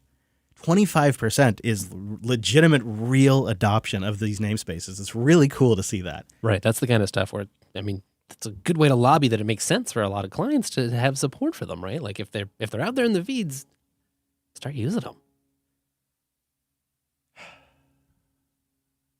Man, that's really loud. I could close the window. Yeah, I'm wondering if we should do that. Maybe. Yeah, thank you, Wes. Sorry. We'll take just a quick second and take the fan out of the window and close it up. That means you're going to have to boogie because it gets hot in there. Yeah, quick. It's going to get really hot. But we have the gates on, but when we talk, they'll bust through, and they're just having a heyday up there. Thank you, Wes. Brent, will you set me up with... We have a question for the audience that we would like to get some feedback next week from. Now, Chris, I heard you have a question that you'd like to throw to the audience that we want to get some feedback from. I wonder how many of you out there use a dynamic IP address and your hosting services, and how many of you have a static IP, and why or why not, if you're hosting services, do you have a static IP? I've been seeing an interesting conversation in our Matrix room of a lot of listeners who are getting static addresses for their home hosted services. I don't know how common that is. So here's the question. Do you own a static IP? Maybe it's at some system, or maybe it's at home. Why or why not? And if you host services with a dynamic address, how's that working out for you? Boost in and let us know. And we're soliciting feedback on if you'd like a long-term review of the Steam Deck now that I've had it for a while. You could also boost in and let us know about that. We appreciate it. Boostagram. And we got a baller boost from Brunswick Brewer, who sent in 214,011 sats. Responding to last week's episode, hey guys, first time, long timer. I'm listening to your take on the kernel team GPL code blocking the NVIDIA driver. What's the point? I'm wondering if it matters if the NVIDIA driver is open source, if the GPU compute world runs on CUDA. CUDA is a proprietary API from NVIDIA, so even if the NVIDIA driver is open source, developers still need to use CUDA to write code that runs on NVIDIA GPUs. And P.S. Yeah, that is a zip code boost, minus the first 2 digits the year I started listening. Oh, Wes, did you bring the... Oh, good. You brought the map. I sure did. Well, firstly, I guess sounds like they started listening in 2021. Ah. Welcome aboard. Glad to have you. And this would appear to be a postal code in Cumberland County, Maine, which, yes, includes the city of Brunswick. Ah. Oh, is our booster here a brewer in Brunswick, perhaps? Perhaps.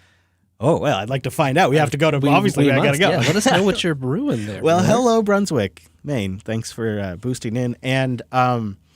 that's a zinger of a question.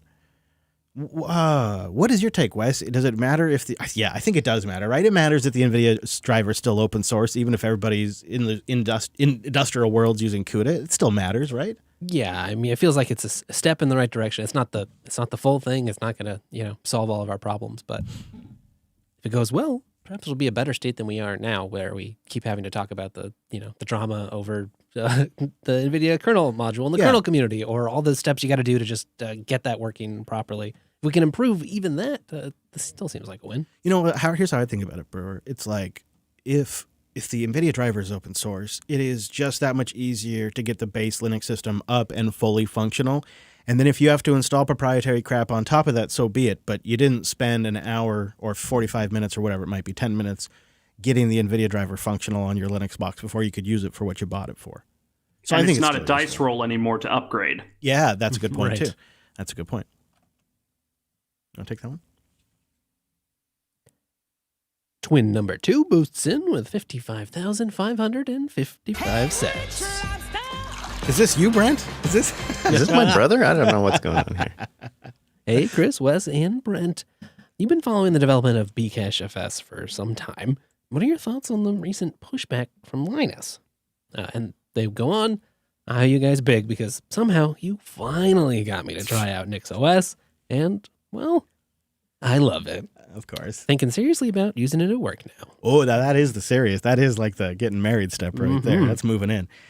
I'm actually glad this got boosted in because we almost covered this in the show because, Wes and I have been enthusiastically watching Bcache FS for about 122 years. And it's so close that you can smell what's cooking in the kitchen now. And you're getting hungry for dinner.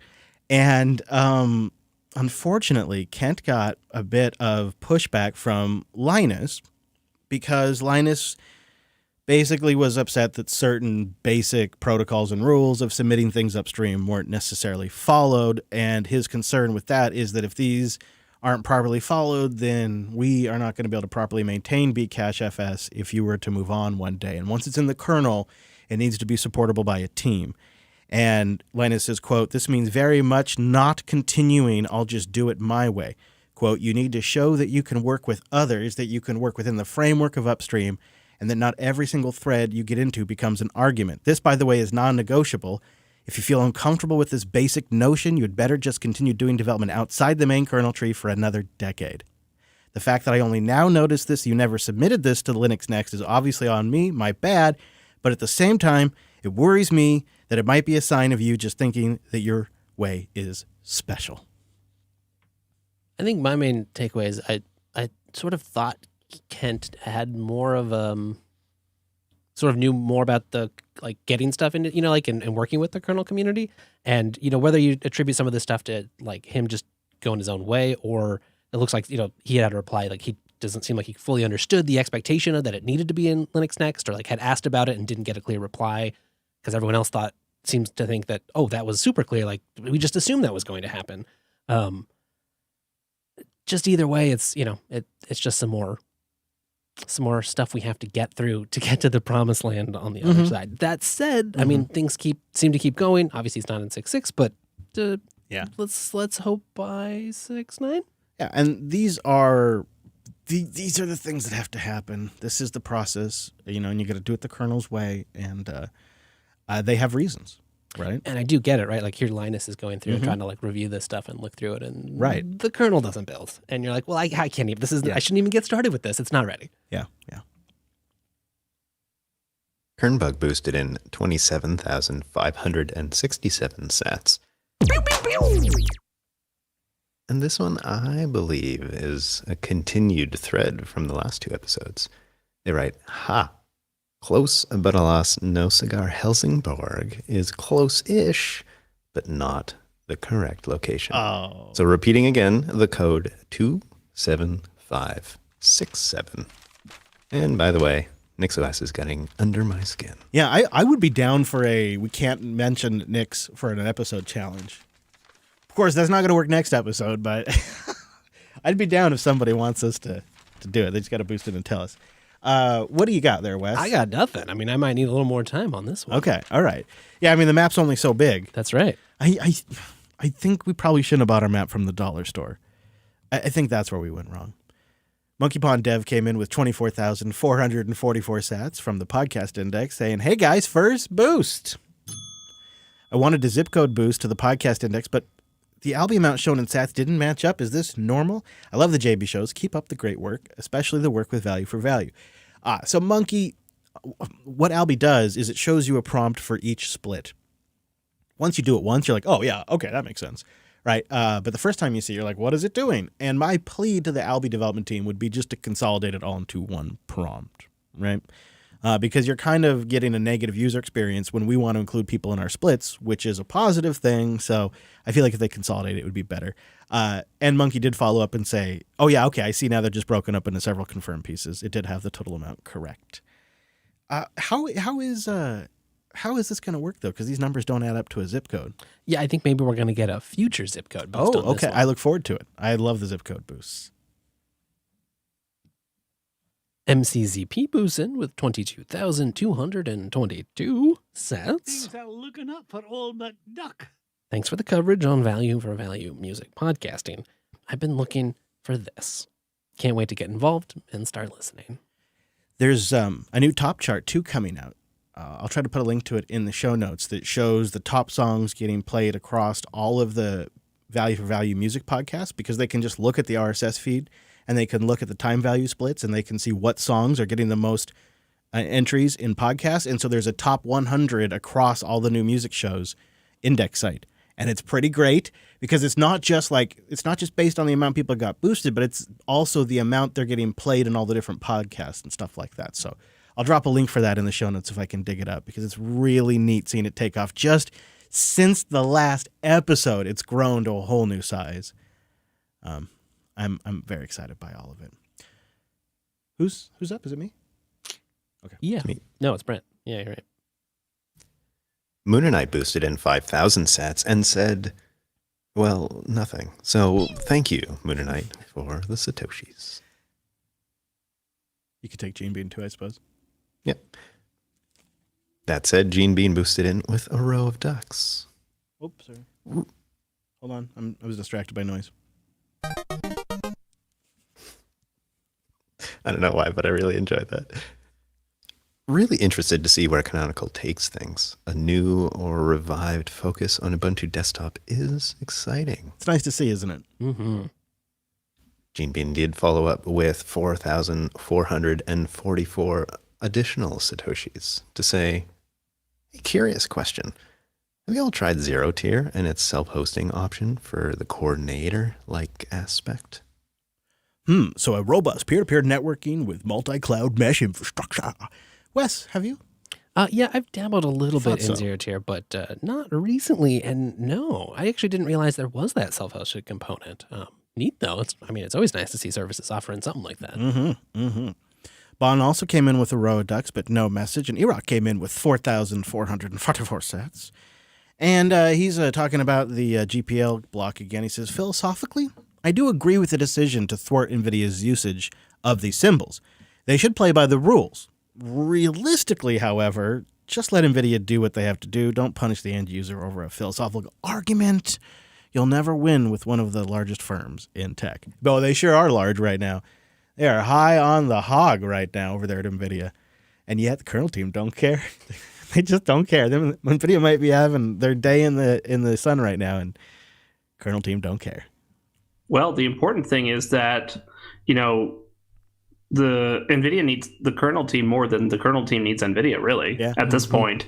And if you think about it, the pressure that the kernel team has put on literally everyone at this point, I think is part of the reason why we started seeing NVIDIA buckling and doing things like actually adopting GBM and making Wayland's stuff actually work properly, moving towards a more open driver model, things like that. Like, I don't think any of that would have happened if, the kernel developers and the Linux community held that particular opinion that the booster commented with, because I agree.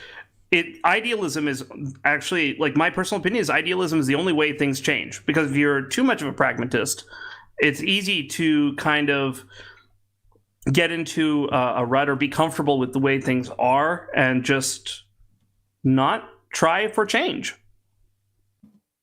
It also just feels like, you got to set a precedent, right? Maybe it's hard this time around, but if you set it right, then everybody's going to have to fall in line later. So yeah, well, and if you cave for NVIDIA, you cave for everybody. And I think also it may be worth just reminding ourselves that this isn't technically just an NVIDIA move. Right. No.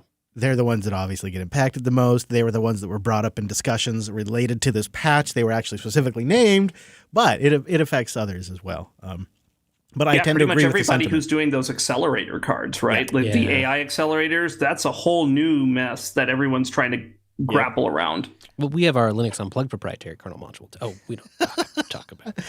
Oppie1984 sent us a support boost with 4,000 sats. Ben the Tech Guy said, x86 emulation on ARM is getting better these days with a row of ducks. Projects like FEX and Box64 actually pass through native versions of important libraries like libc and OpenGL, so they don't have to be emulated anymore. He says you can run x86 games directly on them pretty fast. Another cool thing is that Box64 about it is that it can run on almost any architecture, not just ARM. It already works pretty well on RISC-V. Oh, okay. Well, that might be something we have to play with. Got to get that RISC-V. You know what? If somebody had a good RISC-V machine, that might be a decent little node station too. Complete Noob sent us a Karma boost with 11,000 sats. And I wanted to call out...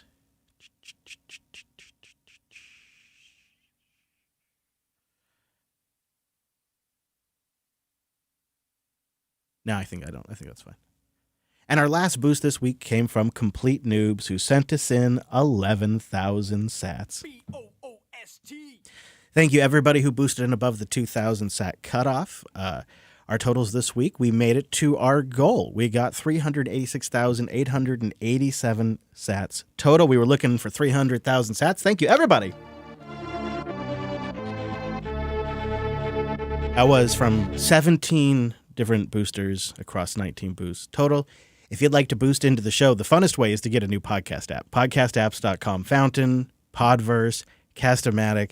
There's a lot of fun things happening, and JB is rolling out some of the features that take advantage of the new Podcasting 2.0 standards, and it's a lot of fun in those apps.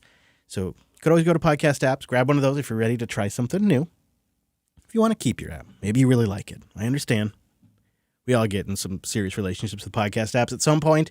Well, keep it, and then just get Alby. You can boost from the web. You go to getalby.com. You top it off either with the Cash App directly or anything on the Lightning Network because it's an open network and sats are sats. You top it off, then you go to the podcast index. You find Linux Unplugged, and you boost us in there, and we'll read it on a future show. You can support the direct productions. The idea is if you got a little value from a conversation and made you think about something, or you just want to see the show stick around, you can send a little value back. Another way to participate, of course, is in our community by joining live or maybe going to a meetup and taking apart Brent's laptop and sitting down for a long discussion, or like Mike from Olympia, who early this morning recorded us a voice memo so that way so sweet. We could actually get his take on his system in here. Those are also ways to contribute value back to the show or recommending it to somebody.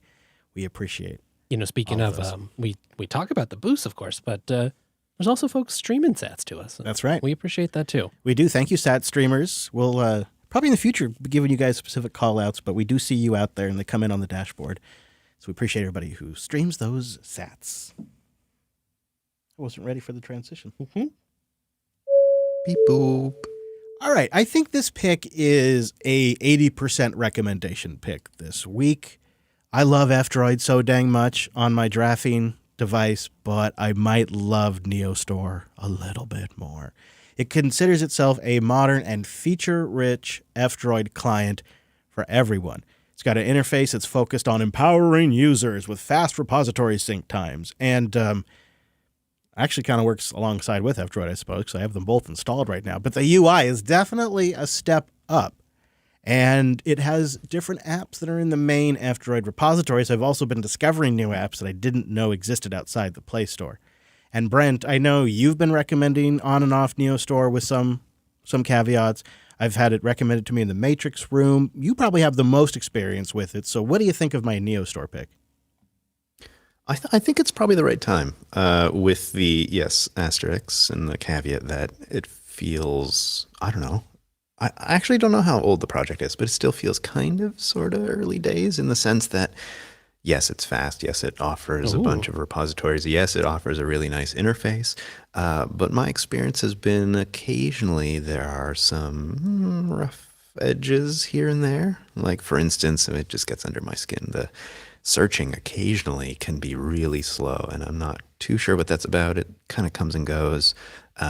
That said, I haven't uninstalled it, and I kind of try it from time to time, and they get some updates. So I feel like it's one of those things that right now, if you install it, you might just stick with it and see how it progresses in the next few months or year even. And that's always a fun process. My early experience is I like it a lot, except for last night. It seemingly just was in an endless loop trying to update the Tailscale app. Just looping and looping and looping. I have that installed from F-Droid. It picked it up. It picked up that I installed that from F-Droid and just started taking it over. Everything else was like 5 or 6 other apps updated fine. So I closed and then force quit the Neo Store and I went into F-Droid and updated from there. It updated instantaneously. I'm not quite sure what that's about. That's the only kind of little snafu I've run into so far, but I'll keep using it, see how it goes. But I do like the UI a lot, and it does feel a little snappier. Can I add a bonus pick in here? Yeah, do it. At about the same time, I started toying with Obtanium, which is a bit of a different concept from F-Droid. It attempts to allow you to use Obtanium as like a central repository for various developer native approaches to downloading applications. So for instance, if you have an application that you love that isn't packaged up in F-Droid, or even if it is, this allows you to reach to its, let's say, GitHub repo directly. And so you go directly to the source of the developer for maybe a more direct, trusted relationship, and it just coordinates those updates and things for you direct from the source. And I kind of like that concept, and I think it's worth playing with. I would be happy to hear reasons why it's not a good idea or reasons why it's a great idea. But I've been fairly happy with that experience as well, I would say, in the last 2 months. So that's maybe another one worth playing with. I'm way behind. I got to get some of these new fancy stores installed. I'm still just using regular old F-Droid. Yeah, Wes, come on, man. Actually, F-Droid's great. I don't even want to kid. I think it's actually pretty great. Well, we look forward to seeing everybody at Linux Fest that's going to make it. And don't forget, we'd love to get your takes on that NoteStation build, if you've got any in there. Brent, I'm curious if your build for your framework, similar to the one I put together while you were talking today.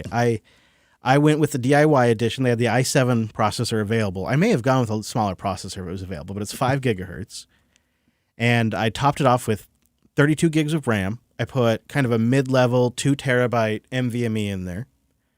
And I put a USB-A expansion card, an HDMI expansion card, an Ethernet expansion card, an audio expansion card, which I thought I took off, actually, because I actually like the idea of a laptop with no audio sound card, because I always use external audio. Oh, sure, yeah. So I even have a sound card. And then I put 2 USB-C dongles on there. So I got a handful of the expansion cards, and I got 2 terabytes of storage, and I got an i7. And my grand total was, and this is also, I think, the 13-inch edition.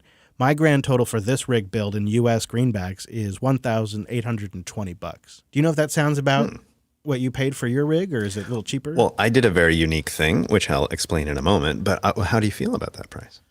I mean, honestly, it's doable for 2 terabytes with a high-end, 2 terabytes of NVMe storage, a high-end CPU, and 32 gigs of RAM. Where I feel like the Ethernet was $40, HDMI was $20, and the USB-C dongles are $18 each. So that kind of added some price there, but not horrible. I think it's within an acceptable price range for that kind of rig. Yeah, so my setup is, I think as Tomasz sort of suggested, is a unique situation, and leave it to Brent to do something strange. But to make all of this happen, I decided to get a DIY edition and to get the upgraded, the i7, the latest gen, the 13th. So it's the i7 1360, which is, I think, the mid-range of what's offered there. Really, that's what Tomasz wanted. And the reason is, if you heard in the clip, I didn't necessarily need the latest motherboard. I think as a travel machine, I'm fine with having a slightly older motherboard with the intention of upgrading in the near future to an AMD board. Maybe in the next 6 months, if it becomes available. I didn't want to. Well, it really depends on the back orders, because I don't necessarily need to be one of the first to get it. I've got a working framework right here on the desk with me.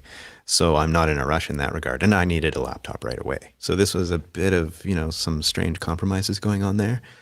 But the other thing that happened is Tomasz was also upgrading some of his SSDs. So he threw one in there for me as like part of the trade for the motherboards. And I brought my own RAM, which I had from the Dev 1 that we upgraded, that listener Jeff upgraded for me. So I had RAM that honestly only had like an hour's time on it. So it was brand new. So I figured I would bring that as well.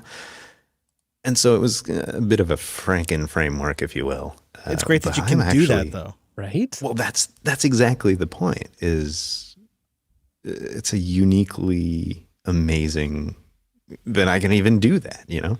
Yeah. So my build, that said, was the DIY edition with literally nothing configured. I did get some expansion cards, of course. I decided, which seems crazy now, but I decided not to get the Ethernet because I already kind of have the USB-C dongle thing, and it's going to be a travel laptop anyways, and I figured you're dead to worst us, case. I'm judging you definitely and deeply, but I'm judging me as well. But I figured worst case I could just order one if I really am missing it, right? Yeah. And that's the beauty of these expansion slots is it's not the end of the world if you order the thing with, not quite the right one. Now, listener Tomasz, of course, knew the framework way more than I did, and Chris, you just made the same mistake as I did, which I thought I needed an audio expansion. I was like, I can't not have an audio jack in this laptop. That's like number one, I need it. But it turns out the 13-inch one has it built in. You don't even need the expansion card. Where the 16-inch has more expansion cards, so that's one of the ones you need to include. But it has more of them. So if you don't need it, then you can do something else, which is really, really great. So this thing is a unique thing. The motherboard already has some history, which I kind of like, actually. I'm like getting someone else's, that's a nice thing. So leave it to me to do something unique. That said, mine was 1,429 euros, which, for us North Americans is 1,530 USD. That seems like a pretty great, that's a little better price than mine. I went a little too far, but I like that. Good job, Brent. Well, if you out there also have one, let us know what you think about it.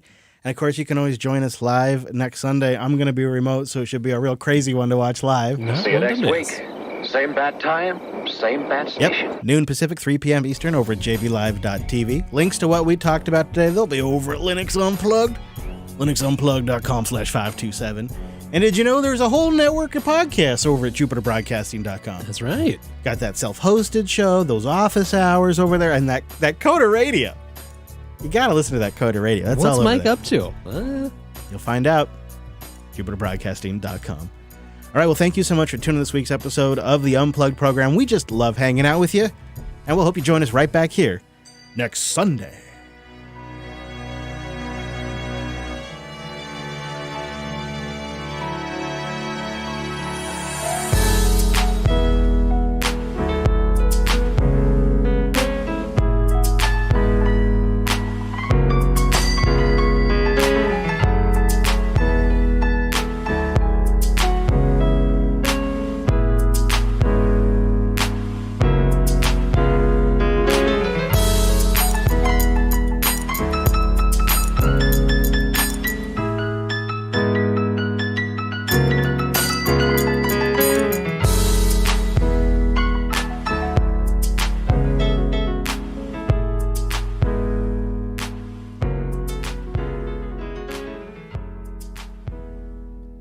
I didn't really want to mention it in the show, but I'm going to be throwing NixOS on this thing. I think this is the opportunity. This is the time. I just assumed it was going to be Tumbleweed. I didn't even think to ask. Currently, it's on Tumbleweed because we need a clip of that. Yes. Currently, it's on Tumbleweed because I'm on the trip and there's a few things happening, and at the meetup maybe it was the right time to choose something new. But anyhow, I figured it would be kind of poetic if I went to the NixOS meetup at Seabase on Tuesday and installed a fresh. And you could always get help if anything goes sideways. You're amongst friends. It's exciting and scary because once Brent starts examining NixOS, well, Brent's going to find all kinds of little things, and then I'm going to have my new baby challenged, and it's going to be an emotional journey. Here we go. You were already on that journey to begin with. Okay.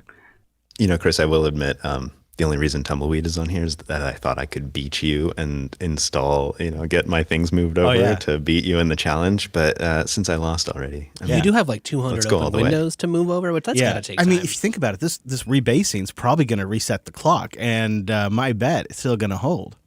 We'll see though. We'll see. Wait, how long did you say? 2 weeks? Yeah, I think I could swing it. All right, I'll stop. Thank you, Drew. Thank you. Appreciate you. Love you, Drew. All right.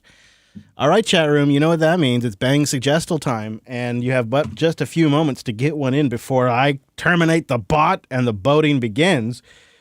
So release the boats!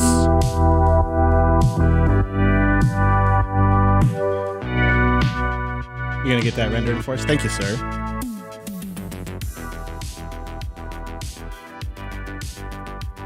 Release the Kraken. I think I know what title I like already, I have to say. Well, good. Sounds like we're off to a great start. I think it was one of yours, too. Or it's a challenge for a last-minute contender to throw their hat in the ring. It could happen. It could happen. All right, we're rendering out. That's a big one. Yeah, makes sense, though, right? The last couple have been a little on the, not short, but shorter That's true. We side. have done a couple of shorties. We must bring balance to the force. Gotta make Drew sweat a little. I mean, I feel bad for Drew, but I like the longer ones. It is nice when you're not necessarily constrained, right? Like, if that's what the content needs, then that's what you should get. Right. I think we'll still clock in probably under 120 minutes. Hour and 20. Yeah, we use metric minutes here, though. Oh my god, it's really confusing. Tell you what.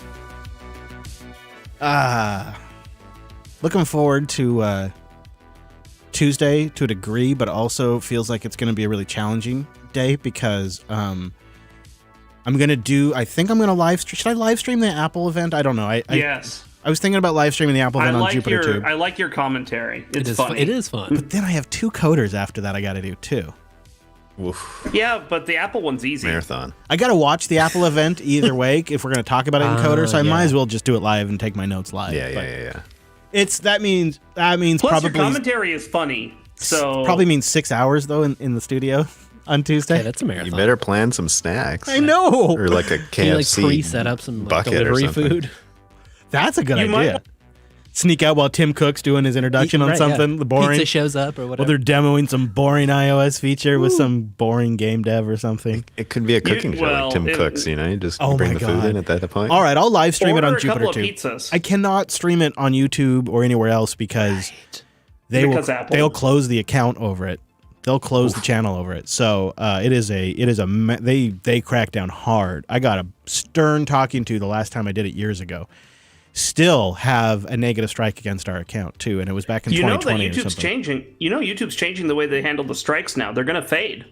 Thank goodness, because that's been on there for years, and it's I think they're moving to a rolling 90-day window or something like that. I forget what the exact rules, because I got an email about it like a week or two ago, and I think somebody finally started talking about it on the news in the tech press. But like YouTube's changing the way that they handle the content strikes because they're unfair, which I think is a no-brainer to all of us who's done it before. All right, the titles are open for vote. Metric Minutes made it in. Do your duty to the state. Go vote now. The Brent Proof laptop was my suggestion, but I think I liked better Framing Brent, was it? Yeah, Framing Brent is pretty good. That's pretty good. Yeah, so I think that might get my vote. And required, if we can get Brent's name into the title, I think we are required to do so. Can I tell you about today's lunch, or is that weird? So no, bring it. Today's lunch features soft hoagie rolls with tomatoes from the garden, lettuce from the garden, and fresh cooked bacon with homemade mayo. What a delight. Little BLTs on hoagies, Little garden BLTs. Now, the pig is not from the garden. Bacon, Linux, tomato. I love when you use your describing food voice. It's one of my favorite ones of yours. Aside from Prospector Chris. Now, the only problem with building... So I wanted to build whatever they are. Prospector Chris is funny. I don't know if I'm going to be able to build anything because I'm going to be on the road next week. Bring it with you? Yeah, that would Something be to do in the evening while you're that'd futzing be around? the advantage of the Odroid or the ThinkPad. The laptop seems pretty practical, just in like it's all right there. It is pretty practical, and it's kind of a not shame the I'm prettiest or like the nicest to work on. Maybe I bought it for super cheap off eBay to do a home lab server, but then the practicalness of running storage and network over USB was just not there. And it does have internal storage. It has 2 internal disks, which is nice.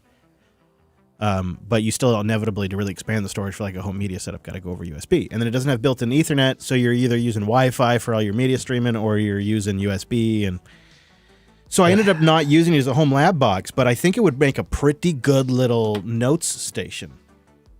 I just thought I was going to get a big, strong West Payne sales pitch on a flake, but I think we'll get there. I think it's the support aspects you're not so interested in. No, I'd love to help. Oh, okay.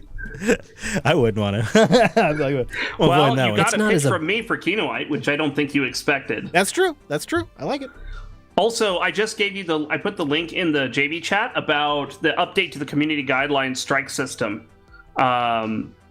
That they apparently announced this at the end of August, so it was 2 weeks ago. So okay, thanks. You should take a look-see and see how that applies to you because, yeah, I mean, it seems like it's less punitive, which is good.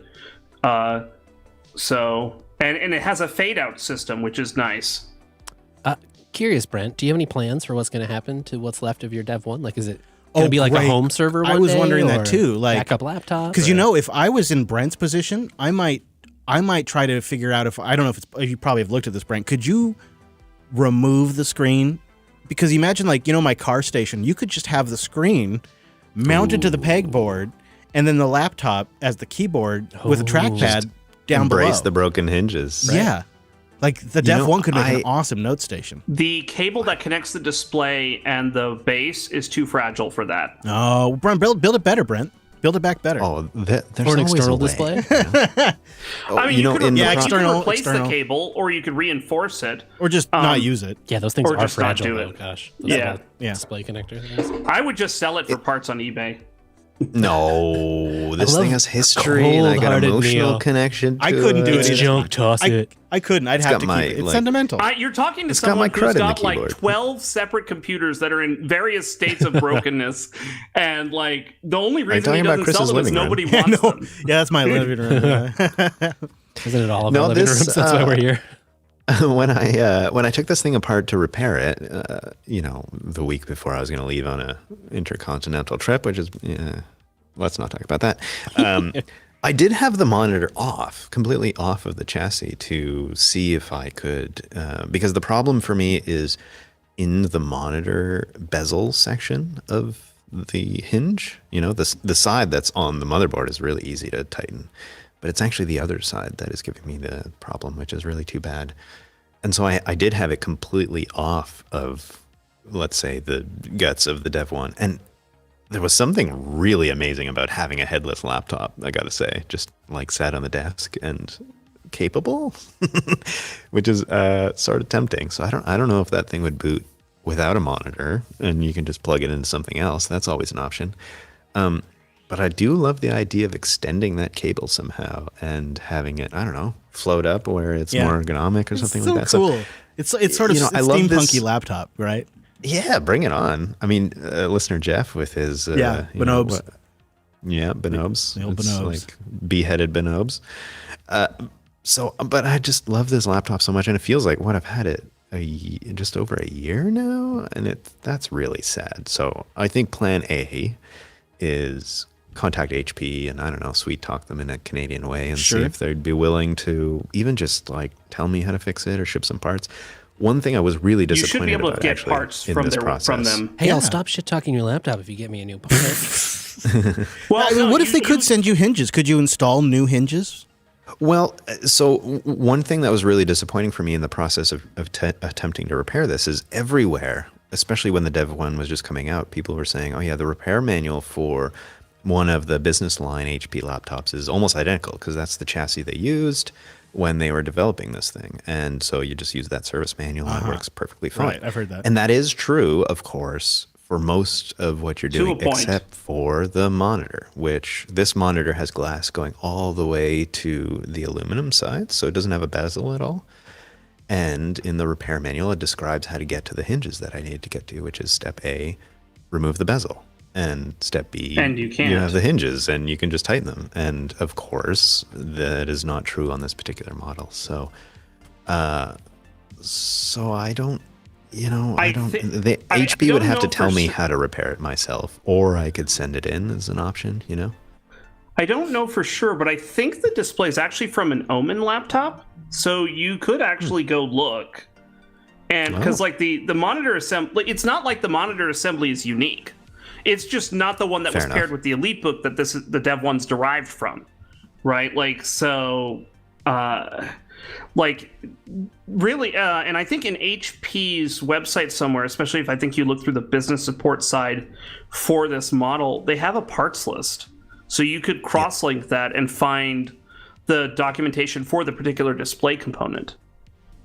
I need an HP expert to hold my hand as I solve this problem, I think is really what I need. But worst case is I'll just use this, Chris, as my permanent podcasting machine and just leave it right in its place with everything all plugged in all the time, which is not such a bad... That's a nice I mean, that's thing what to I do have. with some of my other broken laptops. I mean, it's probably way overpowered for that, unfortunately. But well, you could also use it for certain basic remote media tasks and whatever, because the AMD APU is actually okay at some basic live transcoding stuff and things like that. So you can do some stuff with it.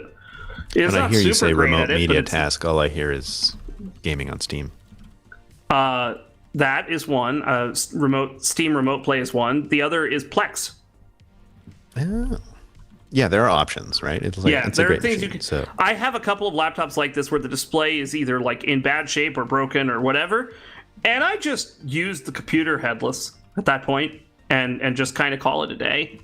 But if you have somebody who works for a company that uses HP as their business procurement choice for their computers, they will have a business contact that will actually be able to get you full on parts list for your laptop. It is not easy to access without a business contact for especially weird one-off models like this one. Hey now. Okay, well then if anyone has a contact, let me know. I think that's where the natural progression of that comes. Yeah. Si, senor. I think so. All right, I got to get to making BLTs. I am hungry because I talked about those. Yeah, we got a live show to put out too. Thank you, Mumble Room. Enjoyed hanging out with you today. Hope you're all well. Yeah, you too. We really appreciate you taking the time to show up. It creates a different experience, I think. Yeah, I hope you have a good rest of your day. Take the rest of the day off. If anybody raises any issues, just tell them Chris said it was fine, and you can refer them back to the PeerTube recording, and they can listen to this. Okay? And if I will happily take the day off, Chris. Okay, good. Yeah, take a couple days off. I will happily do so too. It's 11:20 here, so yeah, it is for me too. It's a weirdest feeling. Now I know exactly. Oh, yeah, sure. Yeah, Berlin. Yep.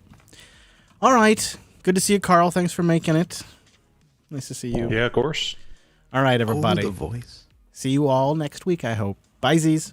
Thanks, Mumble Room. Bye-bye. Bye-bye. Bye. And, of course, thank you, everybody watching live, and a big hearty thank you to our members. We really appreciate you all. A whole bunch, especially these days, as I don't think the adpocalypse is turning around anytime soon. So if you're not a member, consider joining unpluggedcore.com or jupiter.party. All right, that's it for us. Say goodbye, boys. Goodbye. Au revoir.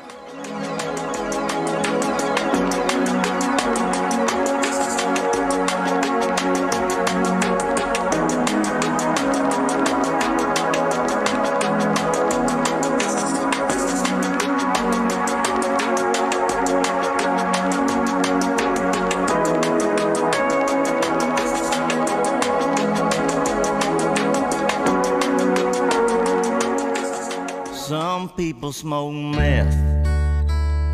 Some people smoke crack. Some people snort coke off a